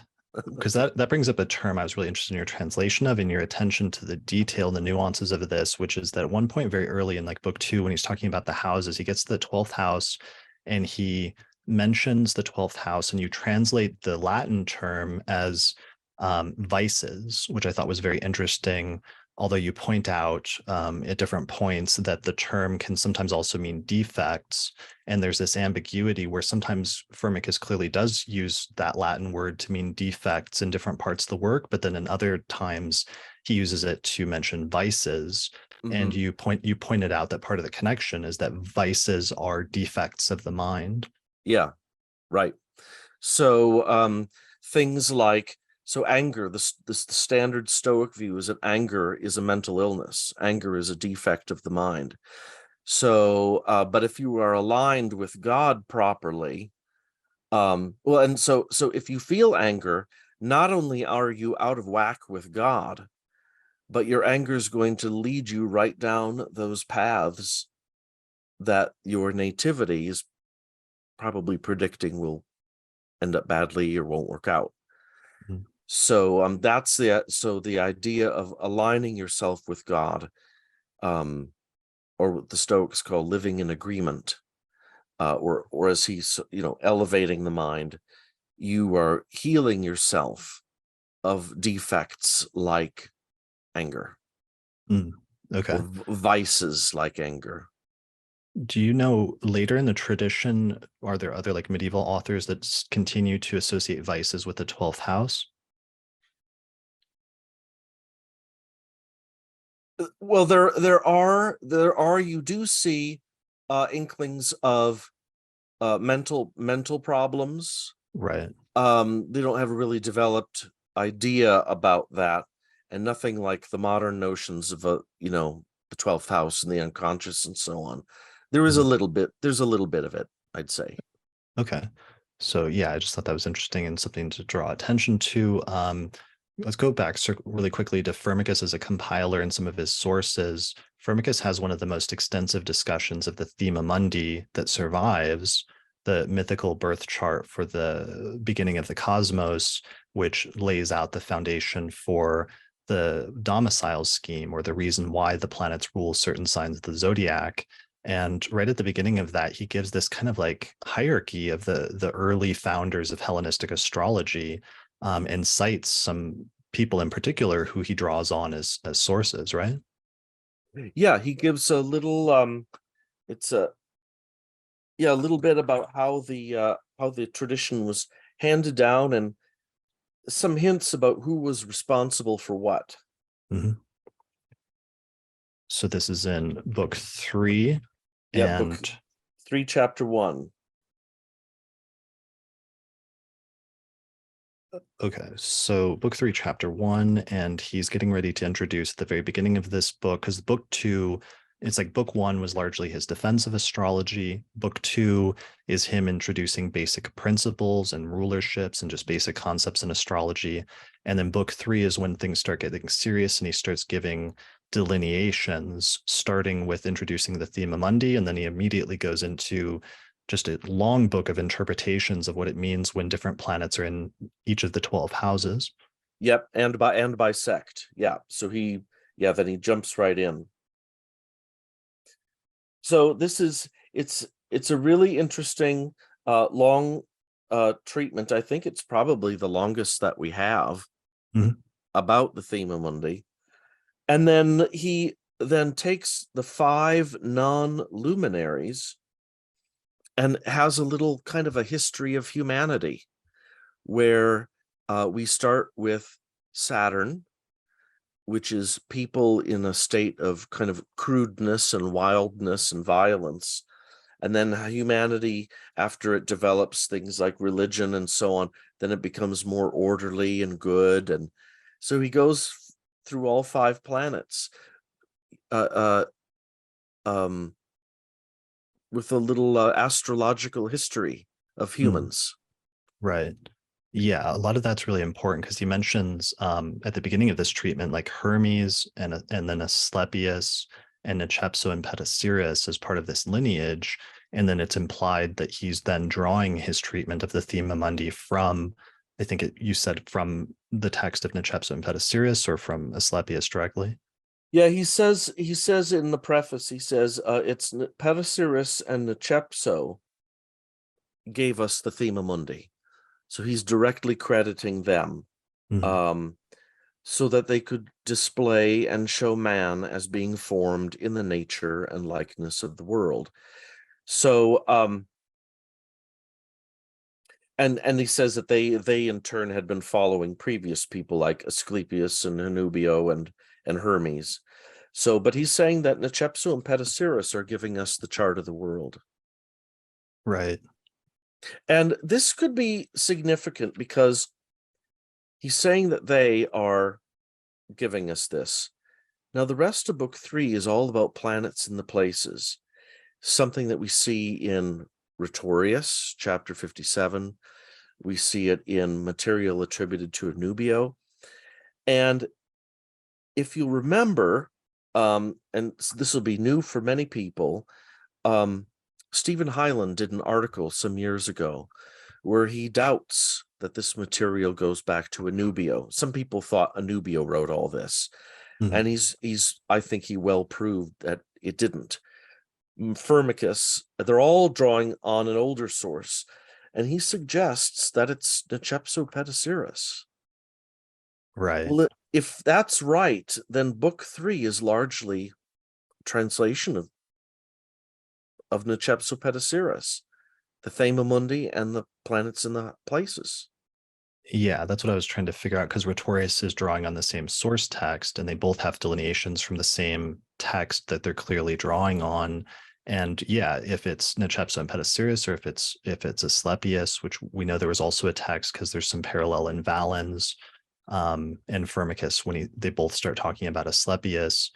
And one of the things that Hyland said that's really interesting is that he thought that there was grammatical variations in the different authors that are drawing these delineations from Nechepso and Petosiris because he thought that they may have used symbols to represent the planets or aspects, and that's why different later authors were interpreting or phrasing them differently.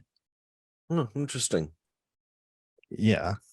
So that means that's a really important point then when we're reading Firmicus is oftentimes throughout the book, you cannot always be sure if what we're reading is Firmicus's personal views or if what we're reading is oftentimes the views of the source that he's copying at the time. And so Mm-hmm. people have to be kind of careful when reading the text and when attributing things, because even though we'll cite Firmicus for different doctrines and things like that, there is a trickiness there because that also leads to sometimes inconsistencies or ways in which Firmicus does things differently at different parts of the book. And it's because he's compiling from a variety of different sources. Mm-hmm. And it means that, I mean, if this is true about Nechepso Petosiris, we've been mainly limited to, fragments of them.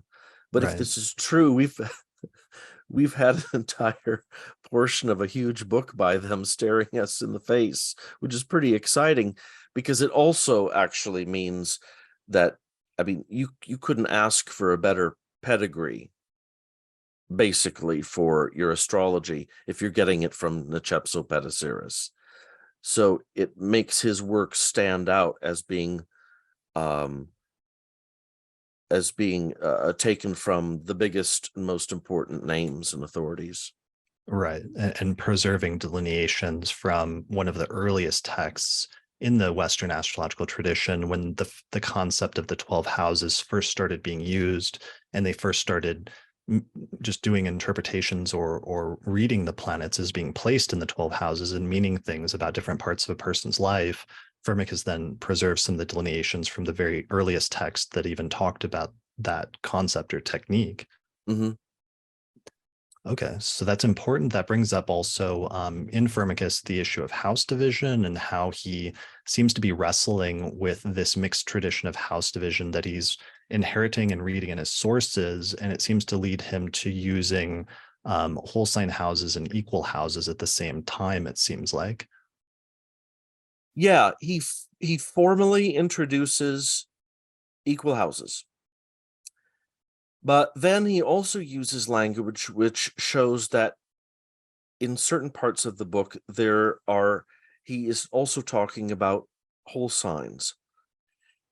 But then remember also that he's translating from many different sources. And so in some cases, he uses like a delineation. I talk about one of them in the introduction, which is not possible if you're using equal houses. So just because he's using equal houses and is teaching it doesn't always mean that you'll see it everywhere, because he might be taking from someone else later in the book who's doing whole signs. Sometimes he's going to combine them. And it's not obvious that he sees, like we are wrestling with this, right? Could be controversial. In his mind, he might not have seen it that way. He doesn't seem to indicate that he's worried about it at all. So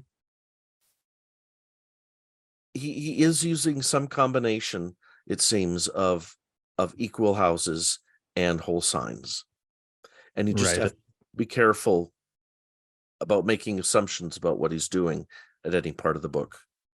Right. And I think you showed in your introduction how in the one example chart that Firmicus really uses of a contemporary nativity, which is the birth chart of Albinus, I think in book 2, that he has considerations where the placements are clearly being interpreted both by equal houses as well as whole sign. Yeah, so there's some ambiguities. There's some ambiguities there too. So it's and of course this topic goes, flows into many other things. It flows into predictive techniques. So and in parts of the book, for example, when he's talking about planets in the places, when he's talking about the angles, he almost every time, there's another thing he does. Every time he will say that they are there portionally, which means Right. on the very axial degree. But when they're in any of the other places, despite the fact there's supposed to be a cusp, an equal cusp, he almost never says that they're there portionally, which would mean on the cusp. And he does similar wording when he talks about conjunctions. So that could mean that maybe even as he was using equal divisions, he knew that the signs were also there, and so unless it was an angle, he wanted to allow it to be broadly in the sign. He doesn't explain. Yeah. I mean, a lot of that in book 3, he's picking up from his source text, because if you read the parallel Yeah. passage in Rhetorius, it's like they're doing the same thing. But I did notice, I mean, one of the things about reading your translation is one of the reasons I wanted you to translate it is I knew you'd be more careful and more attentive to the language that Firmicus is using for things like house division, which kind of got flattened out in some of the previous translations. And in reading your translation, I gained a greater appreciation for, in almost all things, both Firmicus is drawing this distinction between placements by sign versus placements by degree, and using this special language of like broadly versus portionally or degree wise. Mm-hmm. And he uses that across the board in basically with aspects. Like he talks about like sign-based versus degree-based aspects. He talks about sign-based houses versus degree-based houses. And then he even does that with lots, where he first introduces lots by sign, which he says is broadly, but then he says how to calculate them by degree, which is portionally. And he almost seems very like in reading your translation, I gained a better appreciation for how Firmicus does want to emphasize degree-based things in all 3 of those areas or categories. And he does seem to be conscious of and aware that there's a difference, because he's always quick to say that he wants to emphasize the degree-based or the portional side, which he views as either more precise or more powerful even. And at one point, he even draws a distinction between them, like an interpretive distinction that I thought was really interesting later in the books. Yeah, he has this pair of terms, portionally, or which can also mean exactly, and broadly. It's the source of our when we talk about aspects as being partile and platic. So on the one hand, he's talking about like something that's broadly in a place or in the sign versus on a specific degree. But then he also uses this to describe explanations or types of teachings. So he'll say, I'm going to teach this to you broadly first, and then we'll talk about it portionally. Mm-hmm. And you're not sure, are you talking about that the teaching's going to be more broad and then specific? Or are you telling me that the technique will be first by sign and then by degree? And so here's, I think, where he is not doing himself or us any favors with this lawyerly playing with language about the broad and the specific, or the broad and the portional. And he does draw the I understand what you mean. And that he draws the distinction enough in certain areas that you can see, I could interpret it this way or that way. But if we're getting into fine details about certain things like house division, he's putting an obstacle in his own way. Mm-hmm. Okay. So here's the passage. Should have looked up where this is. I think it's later. It's when he's treating the lot of fortune, and at one point, I don't have the parts highlighted, but he's talking about the lot of fortune and then looking at the lord of the lot of fortune and seeing how it's placed in the chart.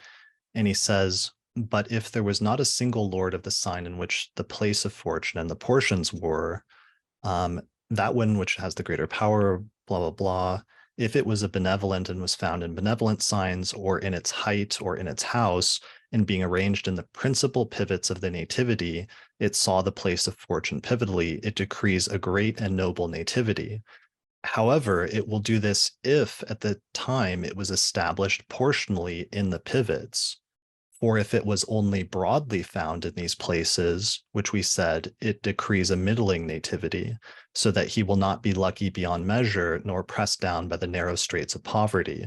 And then he goes on and he says, but if they both fell well, the lord of that sign in which the place of fortune is, and the lord of that portion in which the last portion was found, and were established in good signs, that is, in which they rejoice, or in which they are exalted, or in their domiciles, and they were arranged portionally in the pivots, it decrees such luckiness that he who was born thusly will be joined to emperors in every way. But if they were found in the signs of the pivots, not portionally but broadly, they decree the increases of middling luckiness. So he's actually here, at least at one point in this sort of digression, like drawing a distinction between whole sign houses and degree-based houses, presumably equal houses, which is the only degree-based form of house division that he introduces in book 2, and saying that things are the most powerful in the equal house degree-based placements portionally, but they still indicate the same thing in the whole sign house placement, but just less so, that it's less powerful in some way. Mm-hmm. That's what it sounds like. Yeah.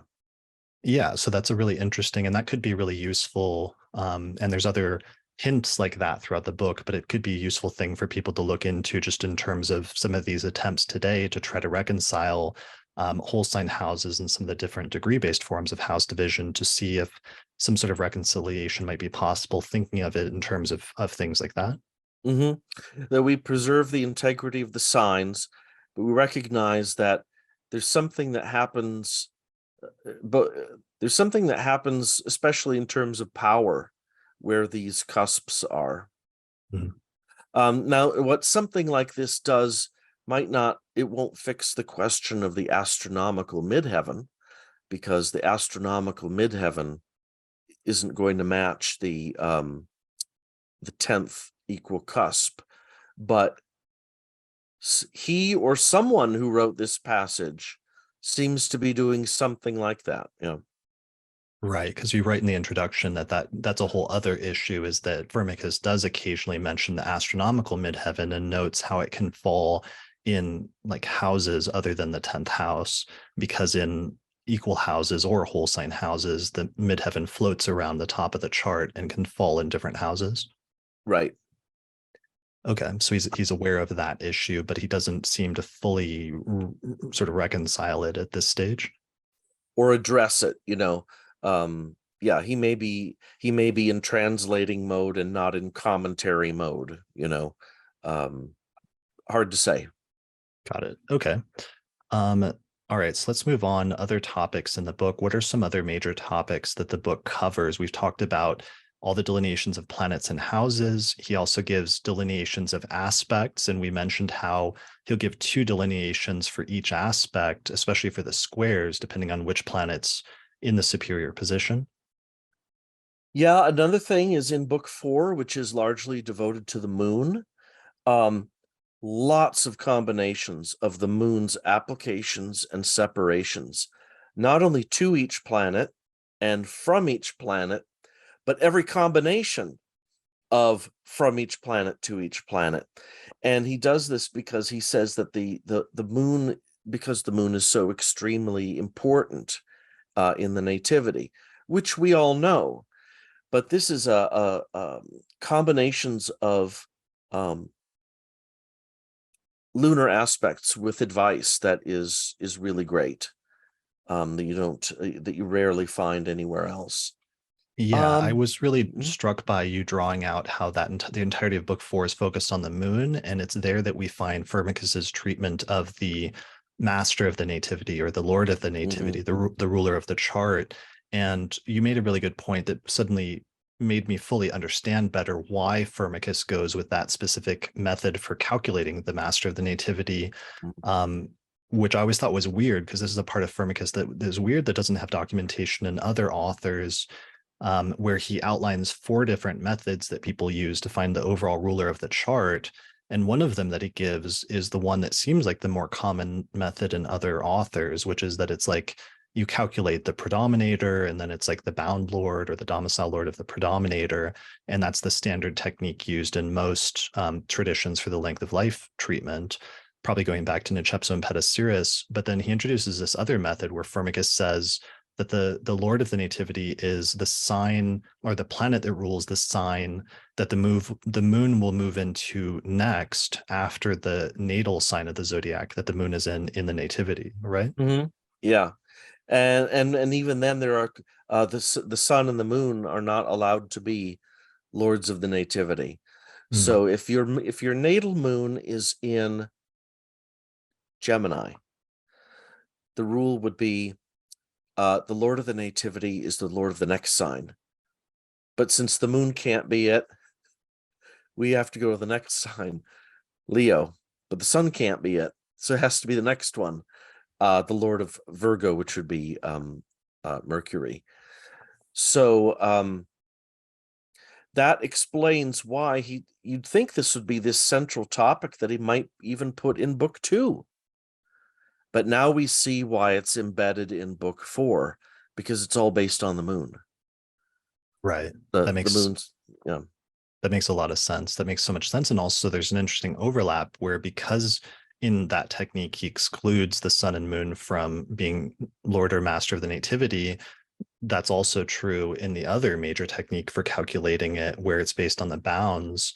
And since the bounds are only Mm, assigned to one of the 5 planets and not to the luminaries, in that system, it's sort of similar in terms of that it has to be one of the 5 planets. mhm, yeah.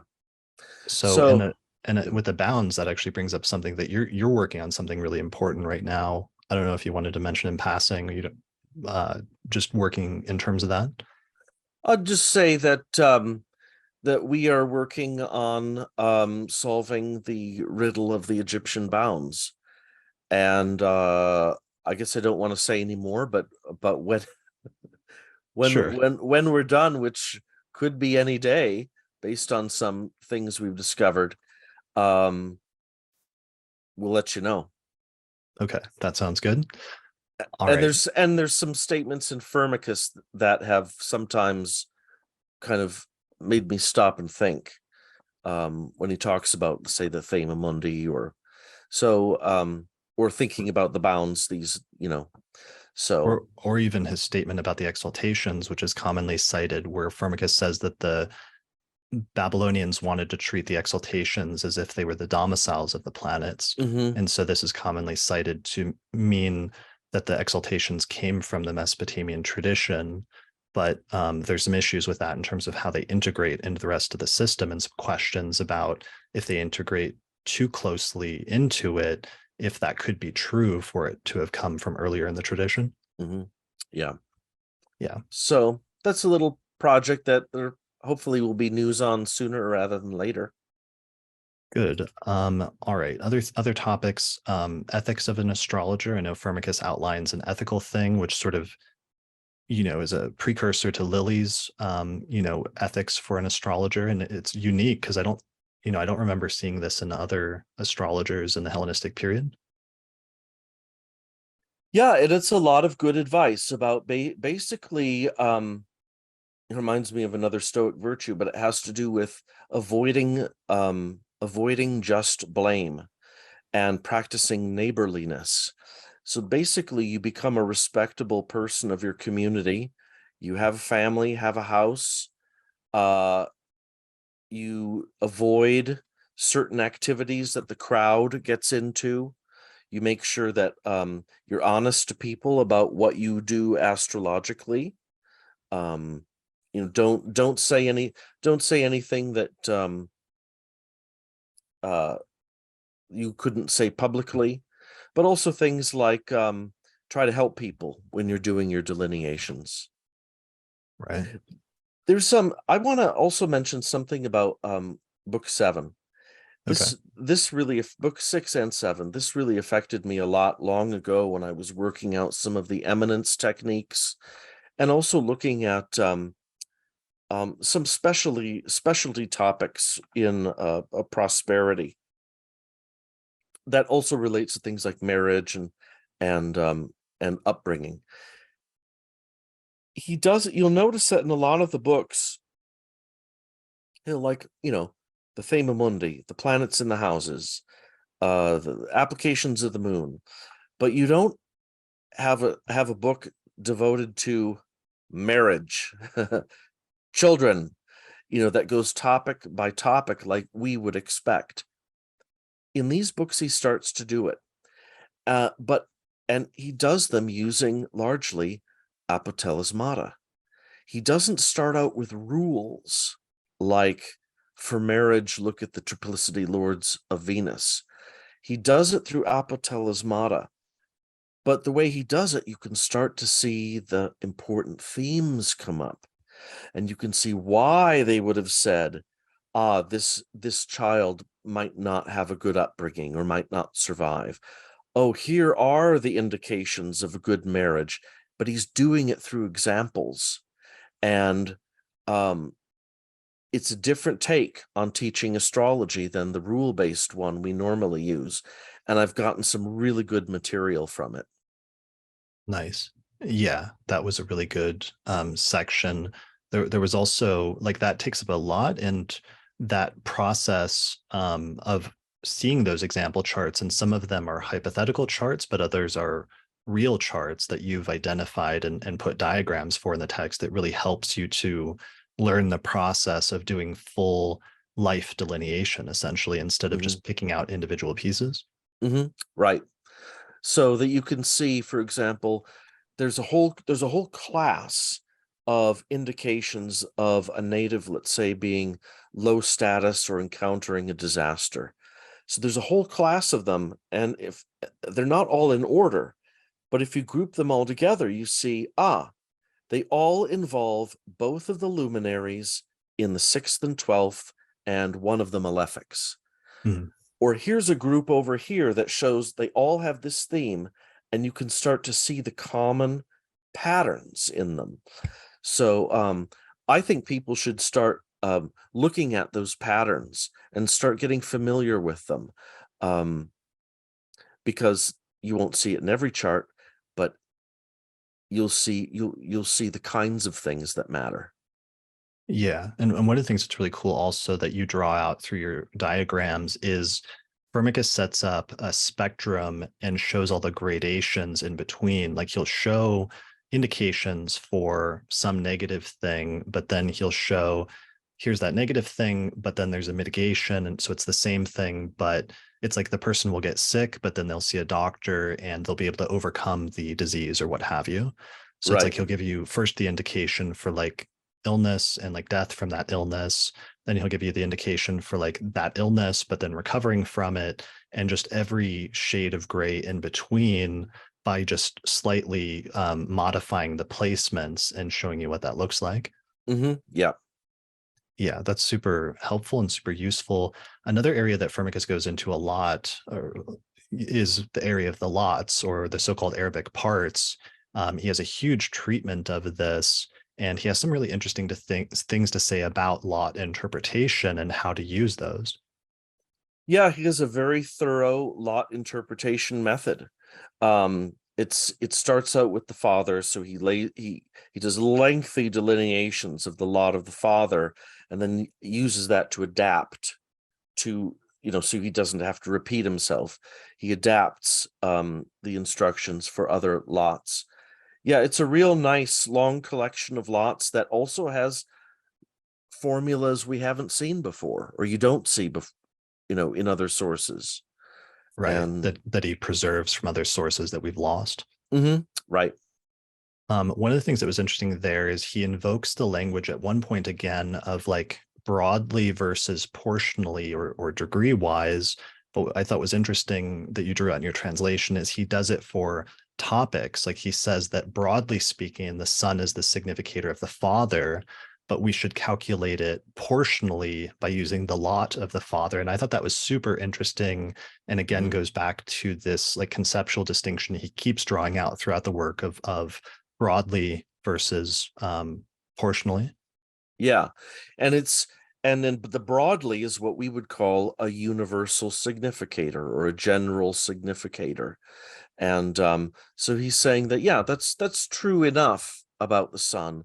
But if you want to get it exact slash to the degree, Mhm.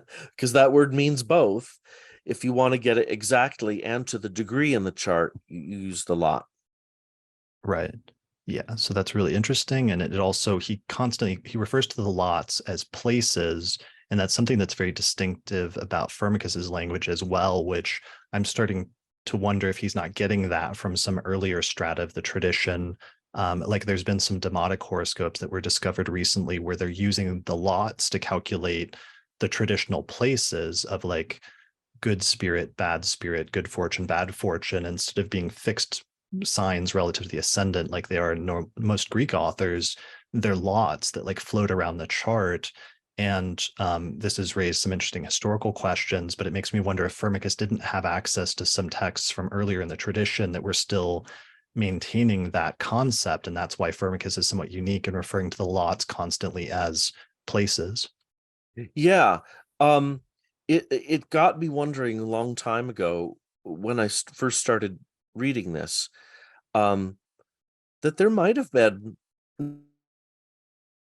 not a foreign mission exactly, but kind of an alternate stream in astrology that did lot readings.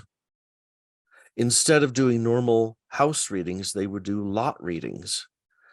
Um, and Yeah. and so that's possible, and it also brings up another point, which is that when in his book he doesn't really use the lords of places.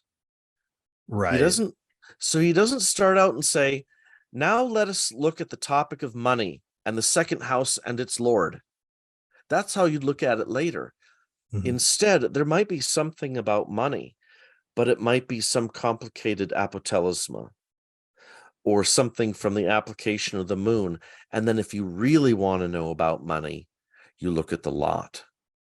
Right. Whereas So, Whereas Rhetorius does have that approach of looking at the ruler of the places, mhm.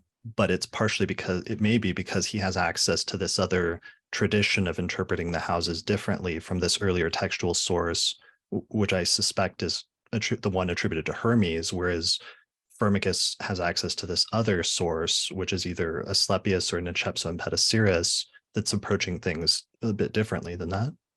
Yeah, It's unusual because in his equal house system, he will say that the fourth is, indicates the family and real estate. But there's no place where he says, all right, let's talk about the father and look at the fourth and its lord and the son as a general significator. He doesn't do that. There Yeah, might be indications for the father in many other places of the chart, but then you look at the lot portion right. of, yeah.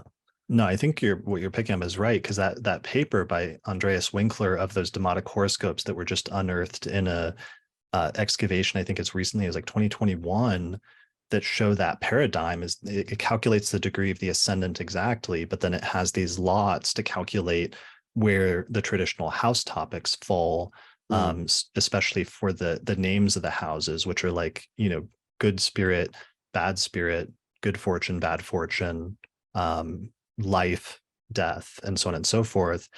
And his speculation, which I'm not sure if it's true, was he thought because this is so highly specific, that this was the earlier and exact way of calculating those house topics originally was through lots, because then he mm, saw the derivation of the house topics through the signs relative to the ascendant as being a simplification of that model. And I don't know if that's true, because we know in other authors that they use both together at the same time, both lots as well as house topics derived from the ascendant. So it could be that these horoscopes are also doing it at the same time. But it was an interesting thing in terms of the earlier part of the tradition that things may not always have been the same as how they became later on. yeah. Yeah, there could have been a weaving of several different streams of thought and practice that have been obscured. Yeah. And what's cool about that conceptually and philosophically is just whoever developed the concept of lots, that draws astrology much more closely into the practice of divination or other forms of divination, because it adds that chance-like component much more into nativities by having lots which just move around the chart constantly in every which way. And then suddenly you freeze the chart or the sky at the moment of birth, and you say, these are where the topics are. And it creates an even more chance-like or more Mm. fortune-dependent chart than just deriving things from the ascendant or what have you. Oh, then if you just focus on or focus on the method of projecting from the ascendant. Yeah, I guess I was Yeah, just that's thinking of how, no, but that's interesting because you're right. At all moments, all of the relationships of all of the places and planets are forming lots. right. Um, and they're constantly moving around in a swarm almost. Yeah, well, Yeah. and also because we have to remember, like we have to remember that in all forms of divination, there's this element of chance, and Yeah. that's the very conceptual or philosophical basis, is that you shuffle up the cards or you throw the dice or you have some random element of chance that's outside of the control of the person doing the divination. And then you just freeze things at that moment that when the question is asked, and then whatever the arrangement is of the random or chance like thing, even though it appears to be random or chance like, the assumption is that fate is working through chance and fortune to exactly tell you what the answer is at that moment in time. But what the answer in the birth chart or the question that's being asked is, what is this person's life going to be like, or what is it going to be about? Mhm. Yeah.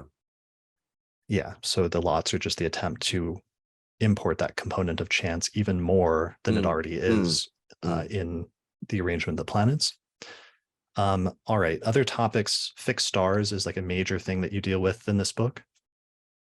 It is. It's a bit of a troubling topic because he's dealing in some cases with another kind of zodiac with some Mm. different animals in it.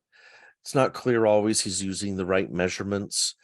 He does identify some important fixed stars, and he says he goes through delineations of every degree of the zodiac when it's on the ascendant. So that I think is also related to what he calls the barbarous sphere. And the barbarous sphere in antiquity, if you said something was barbarous, you meant one of two things. You either meant the Persians That goes back to Greek. That was a common name for the Persians, or you just meant, people outside the empire. So he's telling us that he's translated this book, or at least part of a book called The Barbarous Sphere. And it's got stars that co-rise with certain constellations. That's the stuff that Manilius also translated. Delineations for each rising degree, but it's probably in some other, maybe sidereal zodiac. So although I mentioning that, you point out he uses tropical positions pretty consistently, right? in some cases it's hard to say. Okay. He doesn't, it doesn't seem to care about precession. Hmm. So it doesn't seem like he processes any well, no, he doesn't, because he's reporting the same values for some star locations as Manilius. Right. So And he he's hasn't updated the tables. yeah, so and he's writing several centuries later. So he's not, he doesn't pay any attention to precession. And I thought I would try to unify all of the parts of the books where he has all of the fixed stars, and I would have I would use an astrology program to get a sky map to see, if this star was rising with this constellation, what year would it have to be for also this one to rise? And I thought, I'm not going to do it. It didn't seem worth it. And sometimes, since you can't trust necessarily his numbers, and you don't know where he's getting his numbers from, the fixed star part is less rewarding. Except I will say this: he does identify a number of eminent fixed stars which are not on the usual lists. Mhm. So there's a usual list of 30 stars that we get from Anonymous of 379, and there's a Persian version of the list, where if these stars are rising at your birth or the moon is on them, there's rules. The native will be eminent. He adds some I can't identify, but some I can, and he adds them, and so that could add to our lore. Okay. That's exciting. So yeah, lots of fixed star stuff, lots of delineations like that.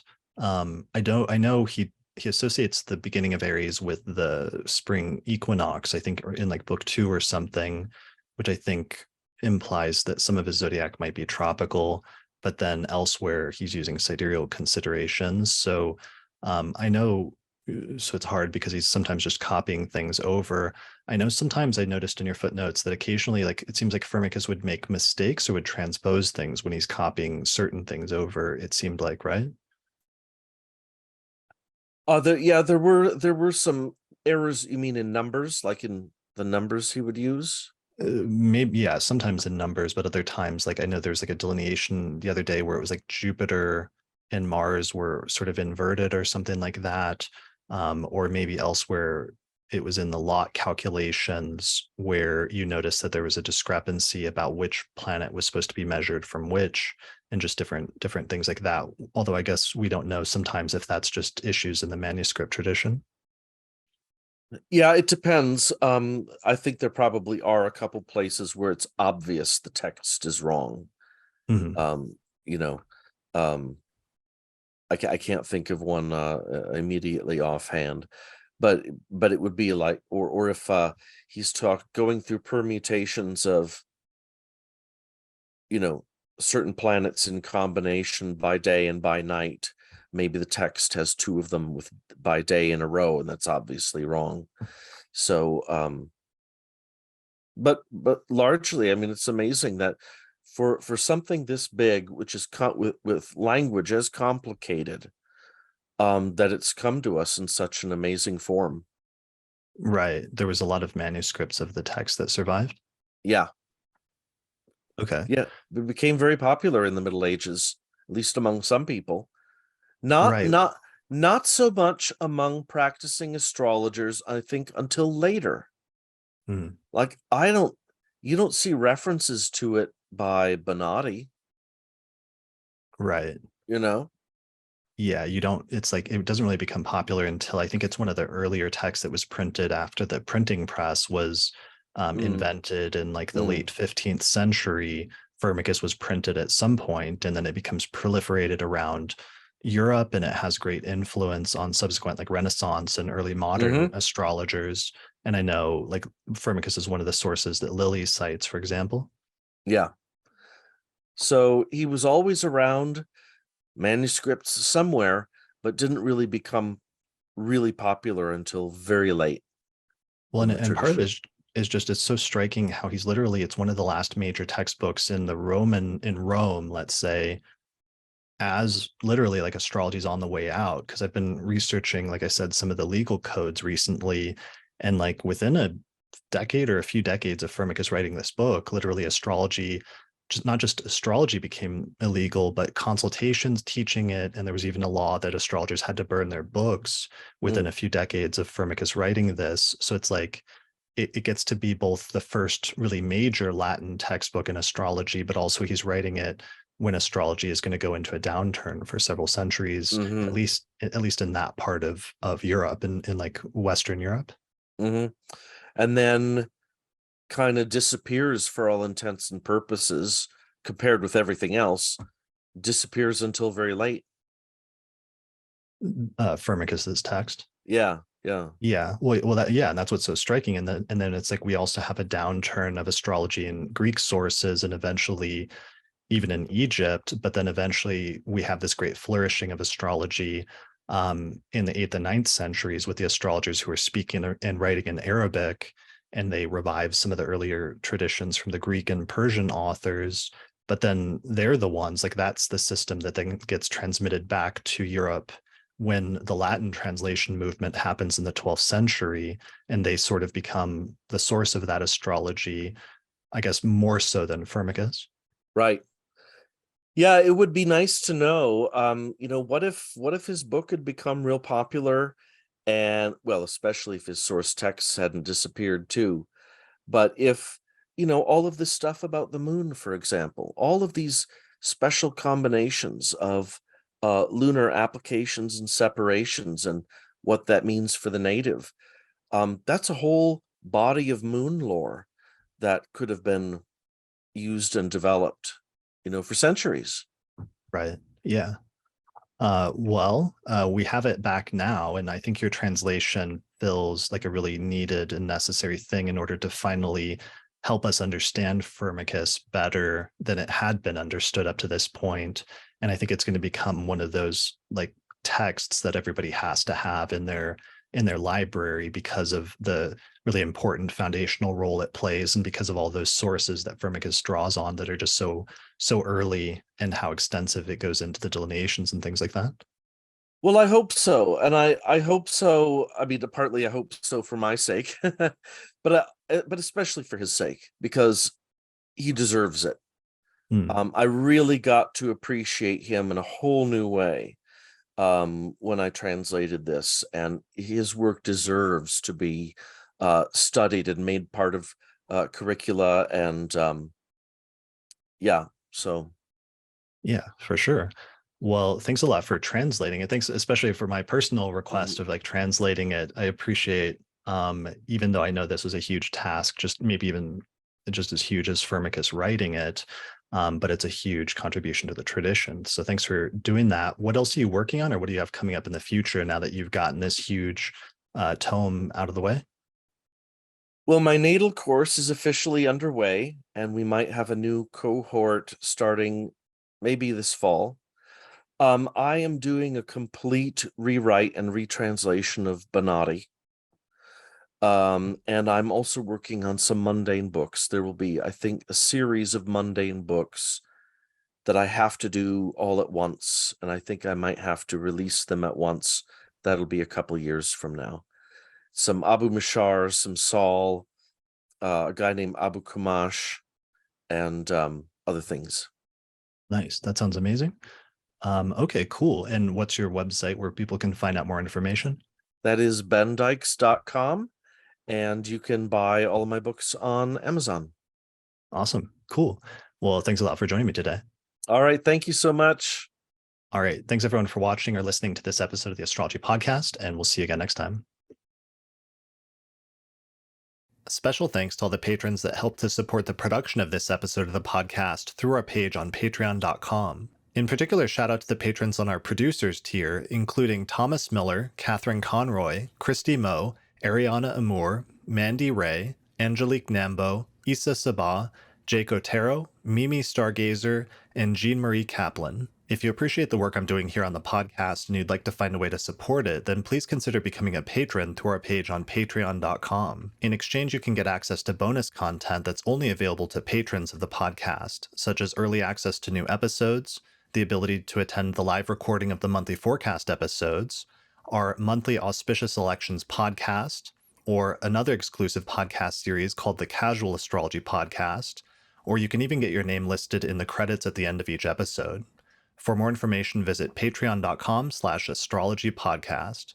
If you're looking to get an astrological consultation, we have a list of recommended astrologers at theastrologypodcast.com/consultations. The astrologers on the list are friends of the podcast that have been featured in different episodes over the years, and they have different specialties such as natal astrology, electional astrology, synastry, rectification, or horary astrology. You can get a 10% discount when you book a consultation with one of the astrologers on our list by using the promo code astrologypodcast. The astrology software that we use and recommend here on the podcast is called SolarFire for Windows, which is available for the PC at alabe.com.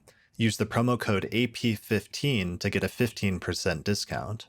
For Mac users, we recommend a software program called AstroGold for Mac OS, which is from the creators of SolarFire for PC, and it includes both modern and traditional techniques.